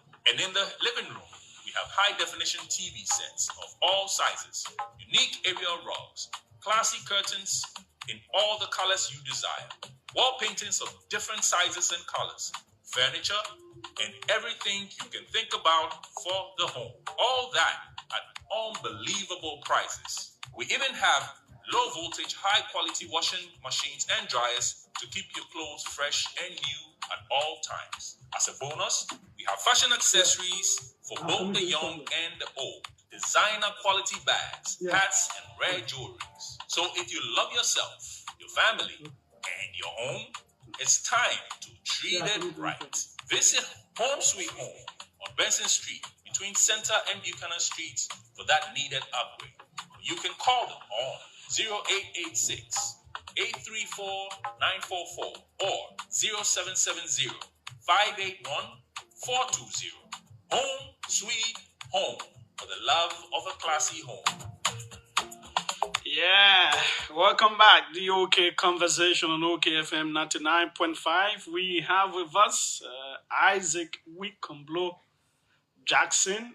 Every now and then, after a while, we try to speak with him to gauge his views on some of the things happening in our country. Isaac, welcome to the OK Conversation.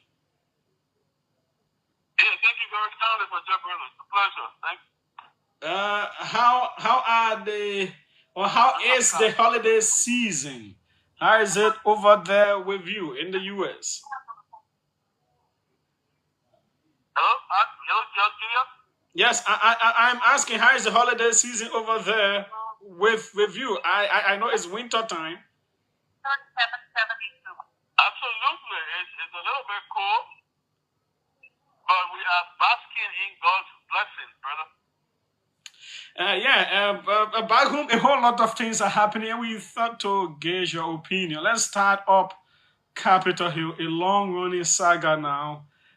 It continues and continues and continues. What is your general analysis of what's happening up Capitol Hill? Yes, Julius. You know, what's obtaining in our country is as a result of a president who doesn't respect the law of the land. You know, since President Walker took over or took power, he has routinely prevented violence in the country. You will note that the police operating under his instruction murder part of our citizens who were peacefully exercising their Article 17 right in Grand Cape County. I'm not sure whether we established those killed to be to the number of 5. I know it was like 2 or 3. I'm not getting you. Sorry. What did you say? Yeah, I'm saying in terms of the number of people killed in that incident, I think the official figure should be around 3. The official is the number is around 3. Yeah, I think that's what the official figures say. I'm not sure it's up to 5. I mean, if the official, Julius, even if one person had been murdered by the police under the watchful eye of Mr. Walker, it should be of concern to Nigerian people. All right, whether 3 or 5, I think it is wrong for the Nigerian police to murder people who exercising their democratic right or their Article 17 right that basically calls for them to peacefully assemble. But I was just trying to say to you, that was the first thing that happened in the country. But even if you were back with that Bwaka continued to ferment violence in the country. How? Bwaka violently uprooted 10 new holders in the country to reckless disregard to the law of the land, in reckless disregard to Article 89 of the Nigerian Constitution, from which all the tenues, offices or statutes sprung, right? That's one of the things he did.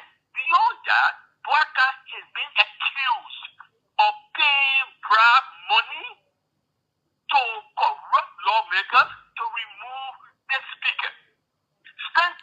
That is an allegation that hasn't been substantiated. The allegation in question, if the government are concerned that the allegation has anything on its image, they will has investigated the allegation. You want to ask yourself why the Minister of Justice has not done anything at this stage to even start a preliminary investigation into that. Nothing. So it shows to you that the government is complicit in the allegation. That's why they are not investigating it. If they were serious about investigating it, we would not have been at the stage at which we are presently. All right? But it is just to show to you how Mr. Bwaka continues to ferment violence in the country. He continues to do that. You know, the police, again, acting upon his instruction, went to Capitol Hill and brutalized, violently brutalized people who were exercising their right. And let's go back. Let's go back to it. The president is accused of paying bribe money to corrupt lawmakers to remove him. He goes to the constitutional court, the Supreme Court of the land. The Supreme Court gives him judgment. Every sensible and honest person knows that the Supreme opinion is clear. They're in favor of Bonati Kofa. President Bwaka instructed his Attorney General to find something silly to say as a way of skirting around the law, and then they went and started dealing with the majority bloc in regular disregard of the Supreme Court's opinion. Well, Senator of the country fell agreed. Senator of the country fell agreed and said, we will protest this action. We will assemble peacefully to petition the government to do right. Because when you honor man Liberia democracy, you honor man in the country. Peaceful existence. Well, but coming to the police and the brutalized those people. Well, two things. In terms of you have worked in government before. Can a president give direct instruction to police to do whatsoever? That is one. Two, on the Supreme Court's opinion, a whole lot of us hold the view that it has a whole lot of ambiguities therein, that the Supreme Court needed to do better in being very clear in giving its instructions out. There are different interpretations by different lawyers and different people who read this very opinion you're talking about. Julius, let me honest with ourselves. The first thing with regards to the question dealing with the police take directive from what? The president appointed the IG, right? The IG have already depicted the police to be a politicized police carrying out the direct instruction of President Bwaka. If the IG want to argue on the contrary, let him tell or how he demonstrated or how he conducted himself during the course of this so-called political saga. Go to the Capitol building. The evidence is in the public domain, right? It's every absolute creature. The facts will speak for themselves. The police, the lawmakers that belong to the illegal bloc, which is called the majority, the police provide protection for them. The lawmakers that say, look, we will not take bribe money from the president. We will stay with Bonati Kofa in respect, in unshakable regard of the sanctity of the Liberian Constitution. What the police been doing to them? Beating them. So you can clearly see, you don't have to be a rocket scientist or political scientist to know that the police have taken side, that the police is deeply politicized. That's one. Second thing you want to know, when the police IG, this guy who has already sacrificed his critical faculty, when he went on the scene, what did he say? He said the thing is awesome. How did he arrive at the issue to describe the thing as an awesome when in fact the issue has not even been investigated? So you know that the police is deeply politicized. But to go to the other issue you were talking about, that other lawyer has given opinion. No, brother. The lawyers who are pretending to be confused about the court opinion are people who are associating with the government. Respected amicus curiae of the court, a respected lawyer who at least has gained for himself some level of credibility in the Liberian populace. Councillor Tiawo Gonglu, he has no stake in this case. He has no dog in this fight. He is a Liberian person who says he's an amicus curiae of the court, a friend of the court. He's giving a clear opinion that the court ruled in favor of Bonati Kofa, and the continued violations of the court's opinion runs contrary to Article 76, which he says is what? Treasonous. So you can see that an independent lawyer who has a degree of clout in the country is clear on the record. Don't listen to the political interpretation given by the Minister of Justice. The Minister of Justice opinion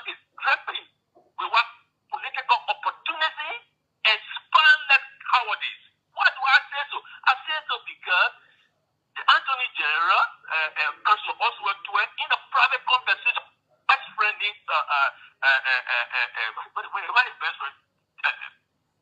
What the guy used to run the law firm with, Oswald Tuer, was the best friend, right? In conversation with his best friend, told his best friend, Jimmy Pierre is the name, sorry, I'm going to skip it. In a private conversation with Jimmy Pierre, Councillor Oswald Tuer told Jimmy that he would not have mentioned or commented on this thing because it was silly. When I'm told when he was promised that if he gave an opinion about the matter, he will go on the Supreme Court bench, under that shared desire to go on the Supreme Court bench, he gave that twisted interpretation. Alright? So it's political. What the Minister of Justice said is political. It's far from any reasonable interpretation of the law. And I think But Isaac, you will hello, yeah, before you go further, you will agree that usually when courts rule, even us, the lay people, we can understand who right and who is wrong. There can be no argument over who is right and who is wrong, or who wins a case and who loses a case. In this case, in this ruling, it is not clear who won the case and who lost the case. This is our issue with the Supreme Court ourselves. Julius, you don't have to be confused. The Supreme Court opinion is clear. I don't think we should waste normal time on this. The Supreme Court said, and I will go at this one very slowly so we all understand. Any conduct not consistent with Article 33 of the Liberian Constitution and Article 49 is what? Ultra-virus. Void ab initio. So, since this crisis started, who has taken action ultra-virus? Fonati Kofa, and I just trying to bring common sense to a higher plane, right? Because it looks more sensical, right? Fonati Kofa has gone to the same plenary session, so his action cannot be described as ultra-virus, right? He's been going consistently to that particular chamber where the plenary has been held repeatedly. He has not taken any flag from that place. So the court would not have been speaking to him as ultra-virus or referencing him as being ultra-virus. So ultra-virus here is in reference to those who took upon themselves. What ultra-virus is, acting outside of your authority, doing something that is not within the scope of your authority, who prematurely departed the plenary or the chamber where the plenary is held. It's for the three guys. Alright? So ultra-virus is in reference to the 43 guys who just left the chamber of the plenary and went and sat somewhere else, believing that because they get 43 people, they will do business, right? They are the one the court dealing with as the ultra-virus. There's no ambiguity about this. I'm pretending not to understand the simple ruling. That's what I'm pretending. But people decide to put on this political cap and refuse to understand simple things. They say, oh no, it's complicated, we don't understand it. I gave a simple explanation on one of the shows. If you have a quarrel with your legally married wife, you don't just leave one room and go in another room and say, oh, I have divorced her. You don't just leave the married room and go to another family member and take another wife without filing a proper divorce petition. In the absence of doing that, the divorce will not stand. So, in that instant case, the lawmakers know the well-laid down, well-established procedure and practice by which to remove the speaker. They have not done so. So the parallel with the divorce is, if you want to leave a woman, you file a divorce petition. If you want to leave the speaker, if you want to remove your speaker, void of the bribe money being paid by the president, allegedly, to uproot the speaker, you go and file a motion asking the speaker to recuse himself, and you do that in plenary. These lawmakers have not done so. Now, so I was shocked Isaac, that Mr. Isaac, others have argued that with Fonati having 43 people against him, it means he has lost a whole lot of confidence with majority of his colleagues. He should resign and save the state. That argument is not just laughable, it is ridiculous and flat in the face of what Liberians will call the law.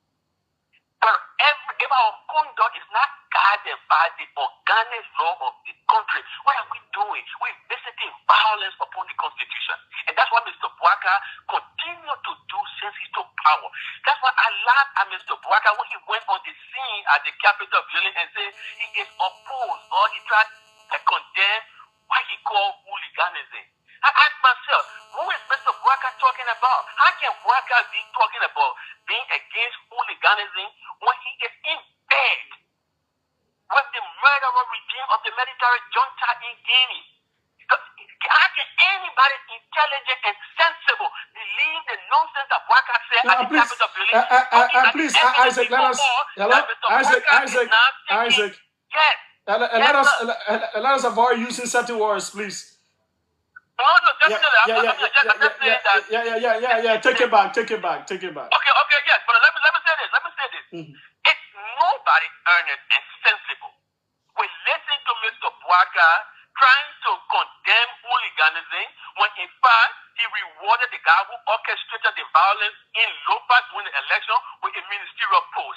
Nobody earnest and sentient and sensible will believe that or what Bwaka said about against hooliganism when Bwaka is in bed, when he's sucking the bloody boots of the military junta in Guinea, when he takes pickup trucks from them. What is the authority our people used to say? Show me your friend and I will tell who you are. Who are Mr. Bwaka friends? The military junta in Guinea. Can anybody be in bed with the military junta in Guinea and intelligently argue that he's opposed to hooliganism? Can you intelligently do that? You also have some knowledge in diplomacy, given the porosity of the borders between both countries. That's a military government, and judging from all the other things that have been happening, don't you think it is smart politics to find a way to live side by side a military government that could pose a threat to your own government? It's smart politics. Licking the boots of a military junta for pickup truck.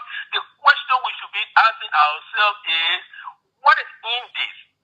Is it indicative of a quid pro quo aimed at surreptitiously turning over fleeing critics of the military junta over to the junta under the cover of darkness, as Bwaka did in the case of Brother Sherry?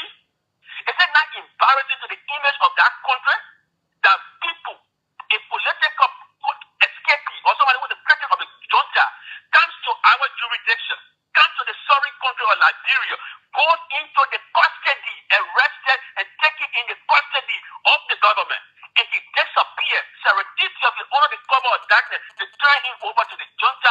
Is that how a functioning democracy works? This is something that Bwaka is doing that is dangerous for our country, for the survivability of our democracy.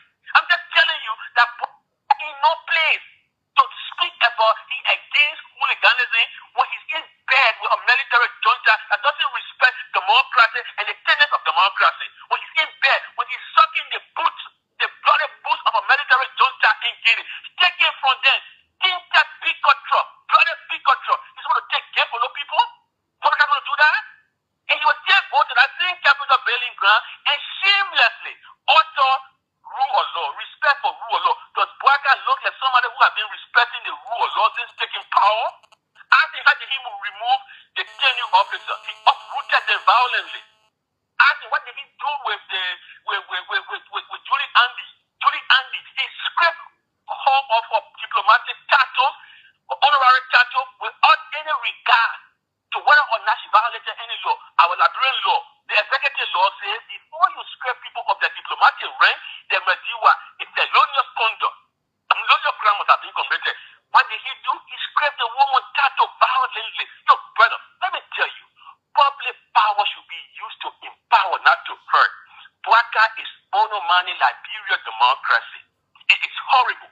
There is nowhere that those who let me lay my thought on this. Nowhere that any of those who support Mr. Bwaka can intelligently argue that Bwaka respected our law when he brought in the yellow machine. He has violated all the rules in the book, the laws of the land. Bwaka continues to violate, brought in yellow machine without any legislative enactment, in flagrant violation of Article 43 of the Constitution. He violently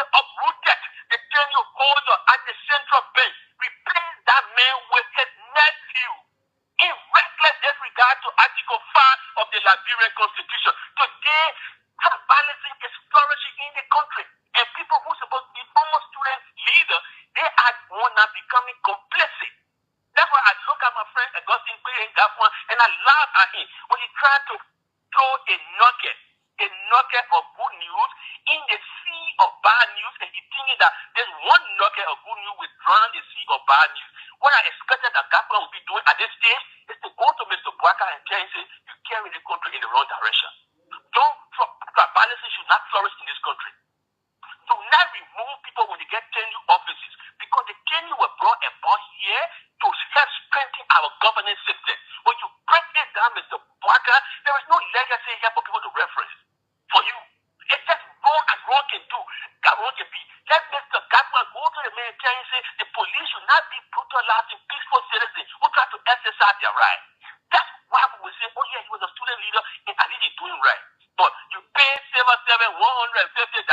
but you can't even, you will give Patrick on a generator $3,000 and you want to celebrate. Is that a just society you building? 150, they're going to celebrate. Patrick on a generator, it does nothing for the country. They get 3,000. Students that are in medical school that are supposed to be potential doctors to take care of our old people in the country. You can't give them the staffing, but you're able to pay Patrick on a generator $3,000. Is that a just society? Is that a just society? And even while the Supreme Court thing is still pending, the Minister of Finance, who's supposed to be a former student activist, who's supposed to be concerned about how he conducts himself, is he not complacent when he submits that budget to those people? Is he unaware of the PFN law? What the budget has been passed. Hello? Yeah, go ahead. Yeah, I was saying that the budget has now been passed. Again, the passage of the budget violates all of the transparency laws. And Kwagapa shamelessly stayed over there, and he's complicit. He's colluding with the government and doing this kind of egregiously wrong thing. Was Liberia acceded to the open government partnership? Was Liberia not making a greater commitment to promoting transparency? Is that budget really transparent? Even head of agency in their own government saying that they didn't call us for us to do any budget hearing. There was no scrutinizing of that budget. No, the guy from LBS said, but nobody called me. And then you know the government propaganda against the member of LBS. You know what I say? They say, oh, the member of LBS read report. But if you knew the member of LBS had currently limitation, how did Bwaka be in here on LBS? On this matter, I'm with a member of LBS who said they never even called me to ask me questions. There was no budget hearing. This is bad can be. Our budget should follow all of the democratic tenets. It should be first debated. Was it debated? And Bwaka is happening. Not Bwaka, but the Minister of Finance, he's happy to preside over that budget. And he goes and he's celebrating like he had a Zoom meeting with one woman. You celebrating a Zoom meeting? Is that a thing to celebrate? The country is being drowned in this level of illegality that Bwaka continues to meet against our constitution. And you celebrating like you have a Zoom meeting with somebody? They are brutalizing peaceful citizens in the streets. And you're talking about you having Zoom meeting? You think by trying to put in nuggets of good news, it will drown the sea of bad news? Those of us who love Liberia, now is the time for us to stand up and speak truth to power. That's why when people were crying over the burning of the Capitol building, I said to them, brother, let's put emphasis on human life. We should not act like King Nebuchadnezzar. You know King Nebuchadnezzar in the Bible? He was the guy who was asking Shadrach, Meshach, and Abednego to worship the graven image. Liberia cannot be worshiping graven images, corrupt images, corrupt edifices. I'm not trying to justify the burning of that building, but Bwaka has done so much, has pushed people to breaking point. He's not respecting any laws in the country. We should put more importance on the human lives, not all corrupt edifices. That legislature represents what? The corruption in our country. People go over there to say legislature, they make no law to improve the standard of living for poor people. The country it is the first corrupt branch of the government. The legislature, they go there and take bribe money to remove their speaker. That's the place you cry over. You cry over that building? Are you a Nebuchadnezzar? We should not be worried about the corrupt anything. And look at how the policeman, see how he pressures down the case. The policeman goes there without doing any investigation. Says, awesome. How did he arrive at that decision? There should have been an investigation. Whether or not it was electrical not established, whether or not some of the protesters anger Paul over and it resulted into that action, he doesn't even know. Whether or not even the government itself had to set element in the government had to set the building on fire so that they can't blame on those who are on Kofa's side. We don't know. There has not been any thorough investigation of the matter. Well, the government, the legislature has moved swiftly from the Senate side to put 1.8 million there to already start looking at renovation aspects about it. You know, and that is shameful, brother. That is shameful. You know, it says something about Liberia's history, and I'm talking to the Republic today. I want people to pay attention. President Bouaka, he has most of his orientation, some of his quote-unquote government experience came from the Dole area. The Dole area was noted for people nonsense to implicate other people. No, let us again, let us avoid the usage of certain words, please. We don't want to use it yet. No problem. I'll not use nonsense. No problem. Sorry. Thank you. I'll not use nonsense, but that nonsense was in reference to what Franz Hamilton did. Franz Hamilton tried to maybe take down Doe. When he failed, he tried to lie on the politicians in the country. He said, well, Backup might be like giving money, so he would take down Doe. Later on, he said, oh, no, I made a mistake. I lied on Backup was not involved in this.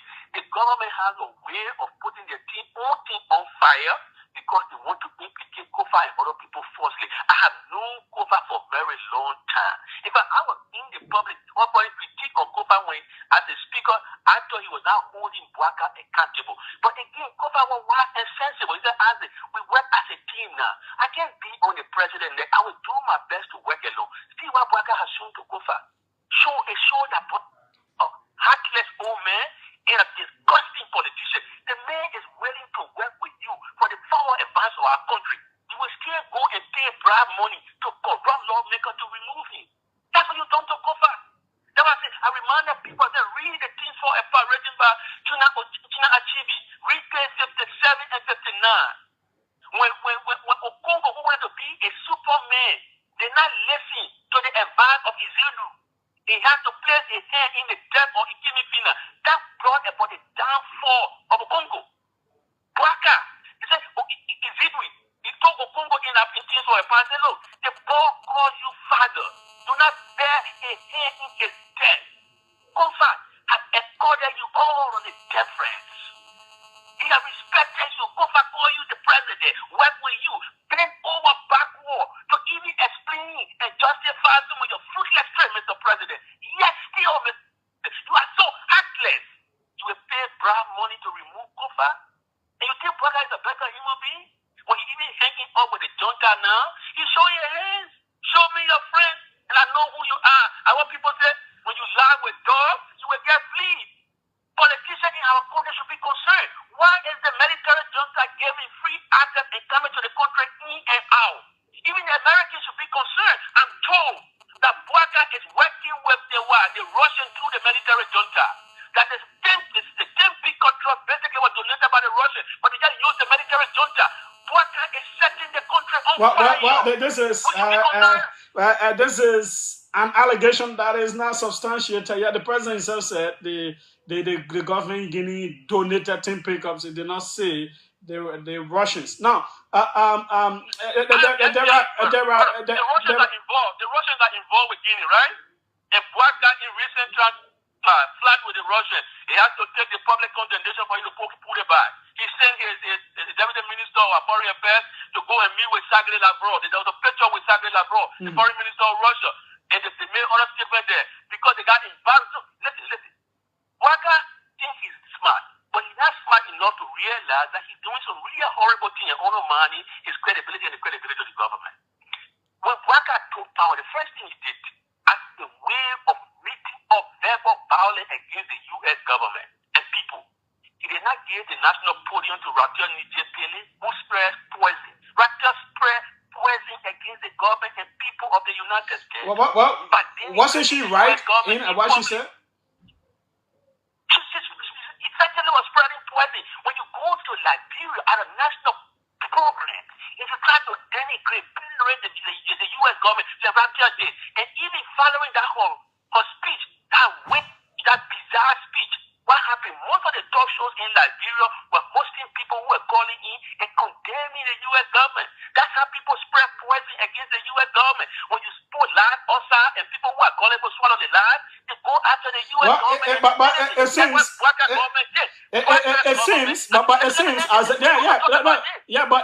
it seems that the U.S. government isn't angry because they just made Liberia to be illegible for another compact. No, but again, let's get it in context. When Bwaka supported Rapture, and Rapture spread the poison against the government, the representative of the U.S. government walked out in protest. They could have continued that lie that she was spreading, right, against the U.S. government. Now, on the issue of compact, we all know compact eligibility is not, and this is one of the disingenuous things that the government is doing. The government is anonymous.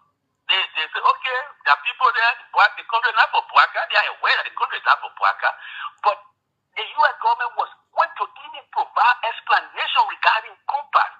People in the government who are pretending to be brilliant, to be clever, to be knowledgeable, who can always misinterpret and misread things, the U.S. government can explain things. The same way these people misinterpreted the Supreme Court opinion, that's how they were trying to misinterpret and misread compact. Until the U.S. government has to give a clarification to them, say, look, exception to compact doesn't automatically transform into the 500 million in question. You will have to meet some conditionalities. There are things you need to have to do. The U.S. has to explain that.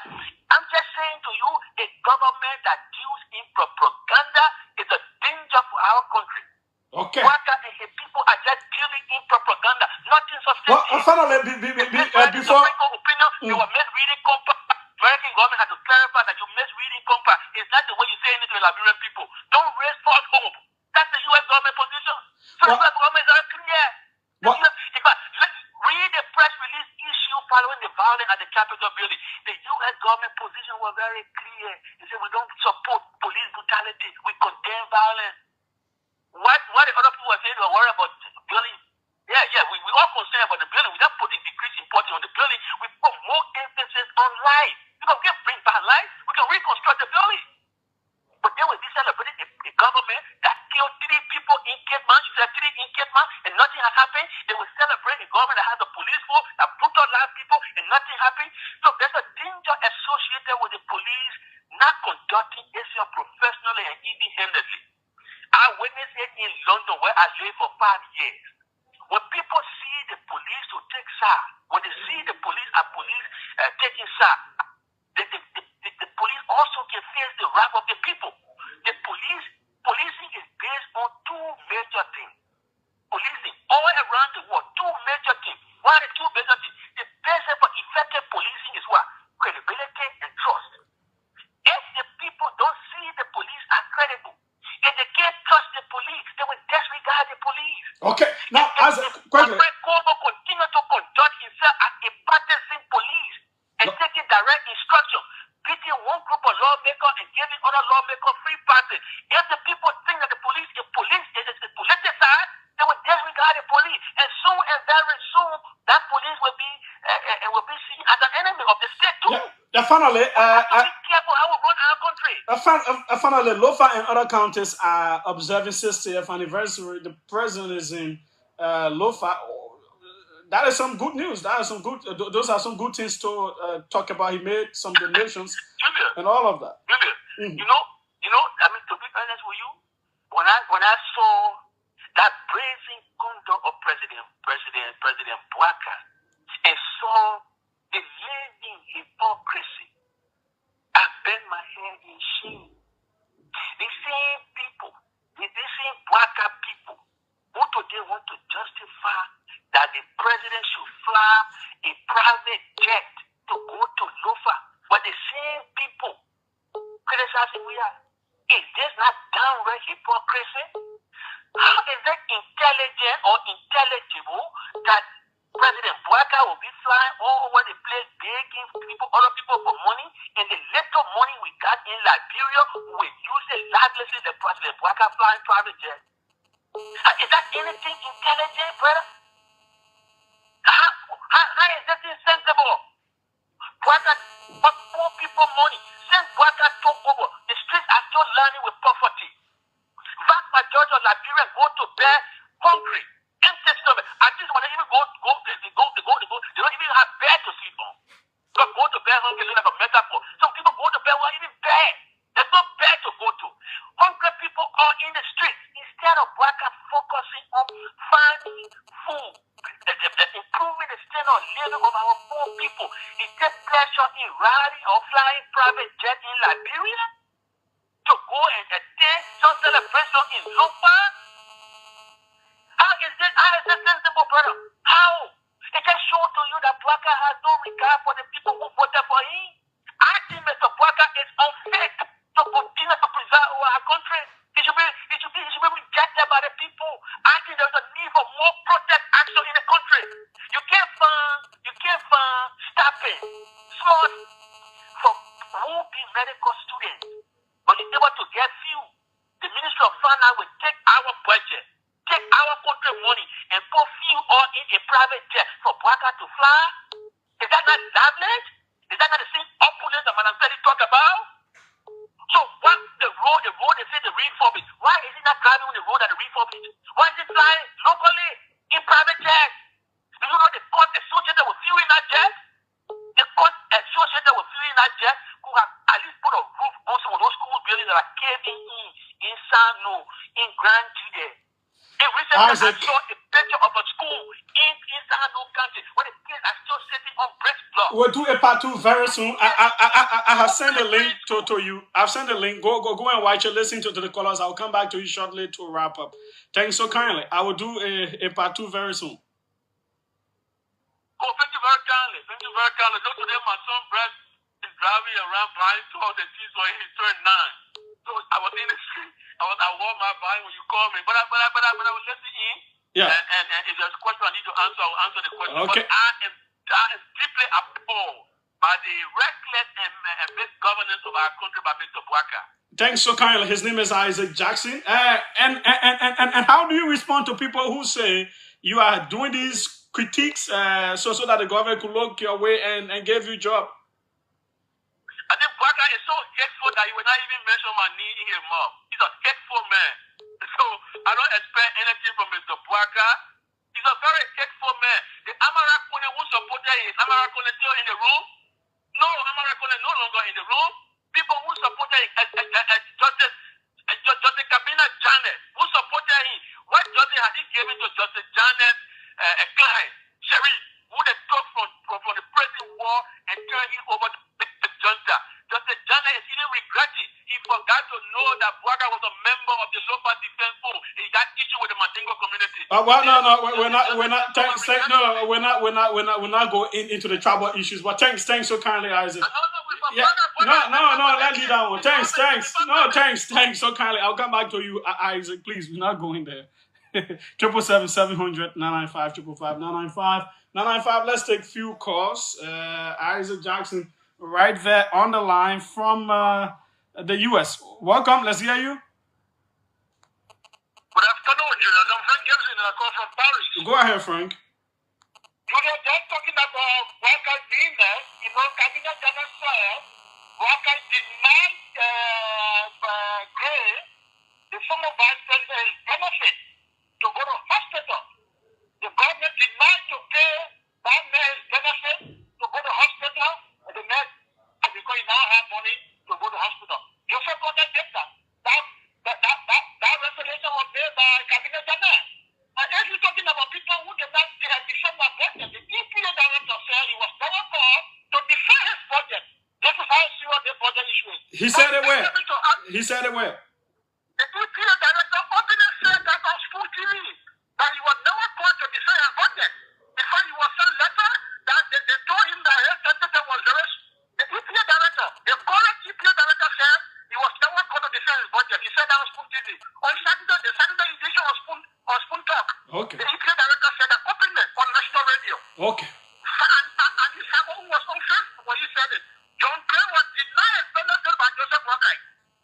Allegedly.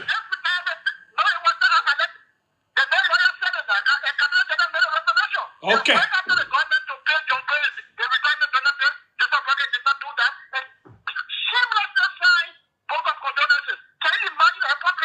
Okay, thanks. So kindly, Frank Gibson, let's take a few others. This is the OK Conversation on OKFM 99.5. Welcome, let's hear you. International. Julius, my dear brother, I want to say Merry Christmas to you and the people of Liberia. My name is Dagmana Newton Nicholas Smith, and I'm calling you from New Jersey, the Garden State. Julius, firstly, I think the fact checker also need to be checked. That information that they provided, I have serious issue, most especially when it has to do with Akara's great statement.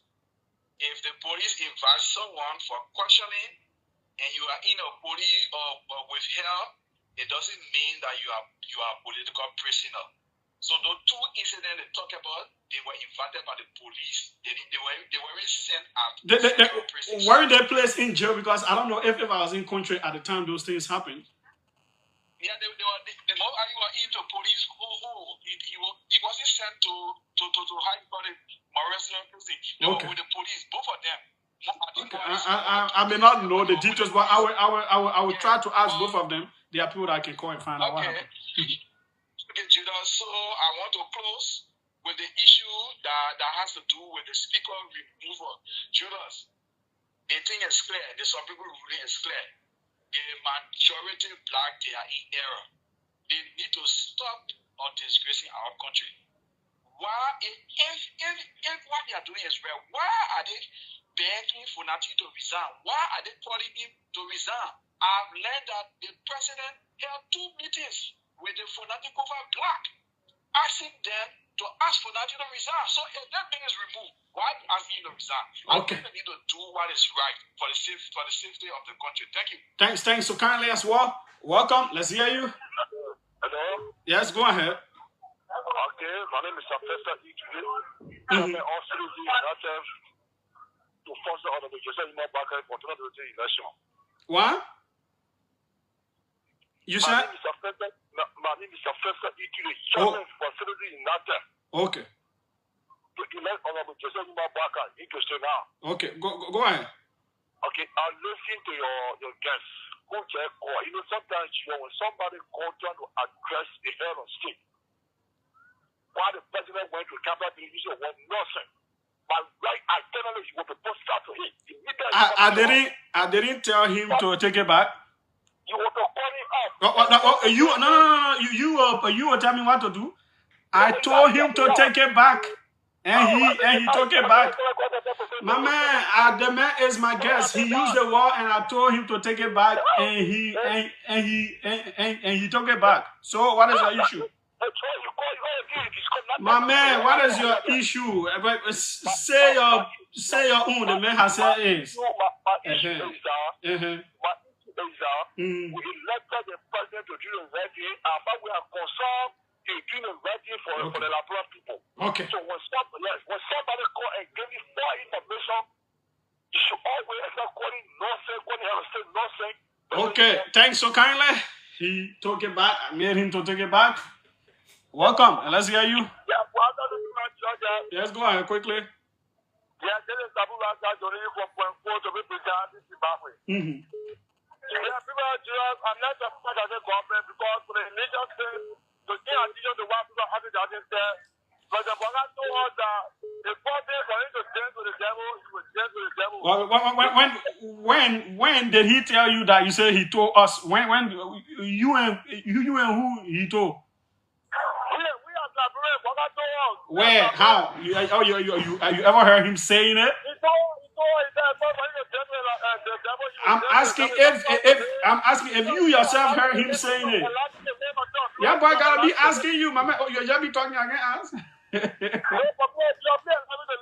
Did you hear it yourself? Yeah, asking. Oh, you jumped for that one again. Went to court, he testified against Arizona police. Can you imagine testifying against the Liberian? So tell you the president, we are not surprised at what the president is doing. Okay. Thanks so kindly. Let's take the final one. Welcome. Let's hear you. Thank you, big brother Julius. Once again, this is Captain El Sofana, and I do join the national conversation from Clarendon. Big brother Julius, let me say this to your guest, right, Samuel Jackson. As Isaac Jackson, not Samuel Jackson. Okay, Mr. Jackson. Mr. Jackson, here's my recommendation to you. The only thing you can do now, just you are in the US already. Just maybe you can serve as a janitor to the white people just to survive. But if you think you can earn no life again to bring Mr. We have to the president, no, but we are not waiting for our taxpayer money to be going in America there for them to be using all your wastefully. So, why you think? Hello.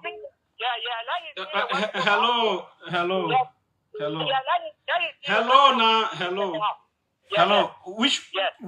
Which job are you doing now? Mama, I'm asking you which there's a reason I'm asking the question. Where do you work and what kind of work are you doing? Okay, thanks so kindly. I just want to know. So I will have asked you the place you're working. They don't have janitors there. You don't respect them. Are you looking down on them? You know, we do these things in this country. We try to look down on people. What to do? Everybody is important. Just as you think the president, the managing director, the whosoever is important, the janitors in the offices, the people who clean our streets, they are also so very important. And do not look down on people because of the work that they do. If they do not do their work, the offices you people are in will be very dirty, nasty, and stink. And you'll not be able to be there. Stop looking down on whatever people do.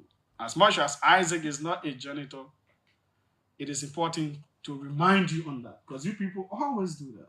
My name is Julius J. Tomorrow is another day.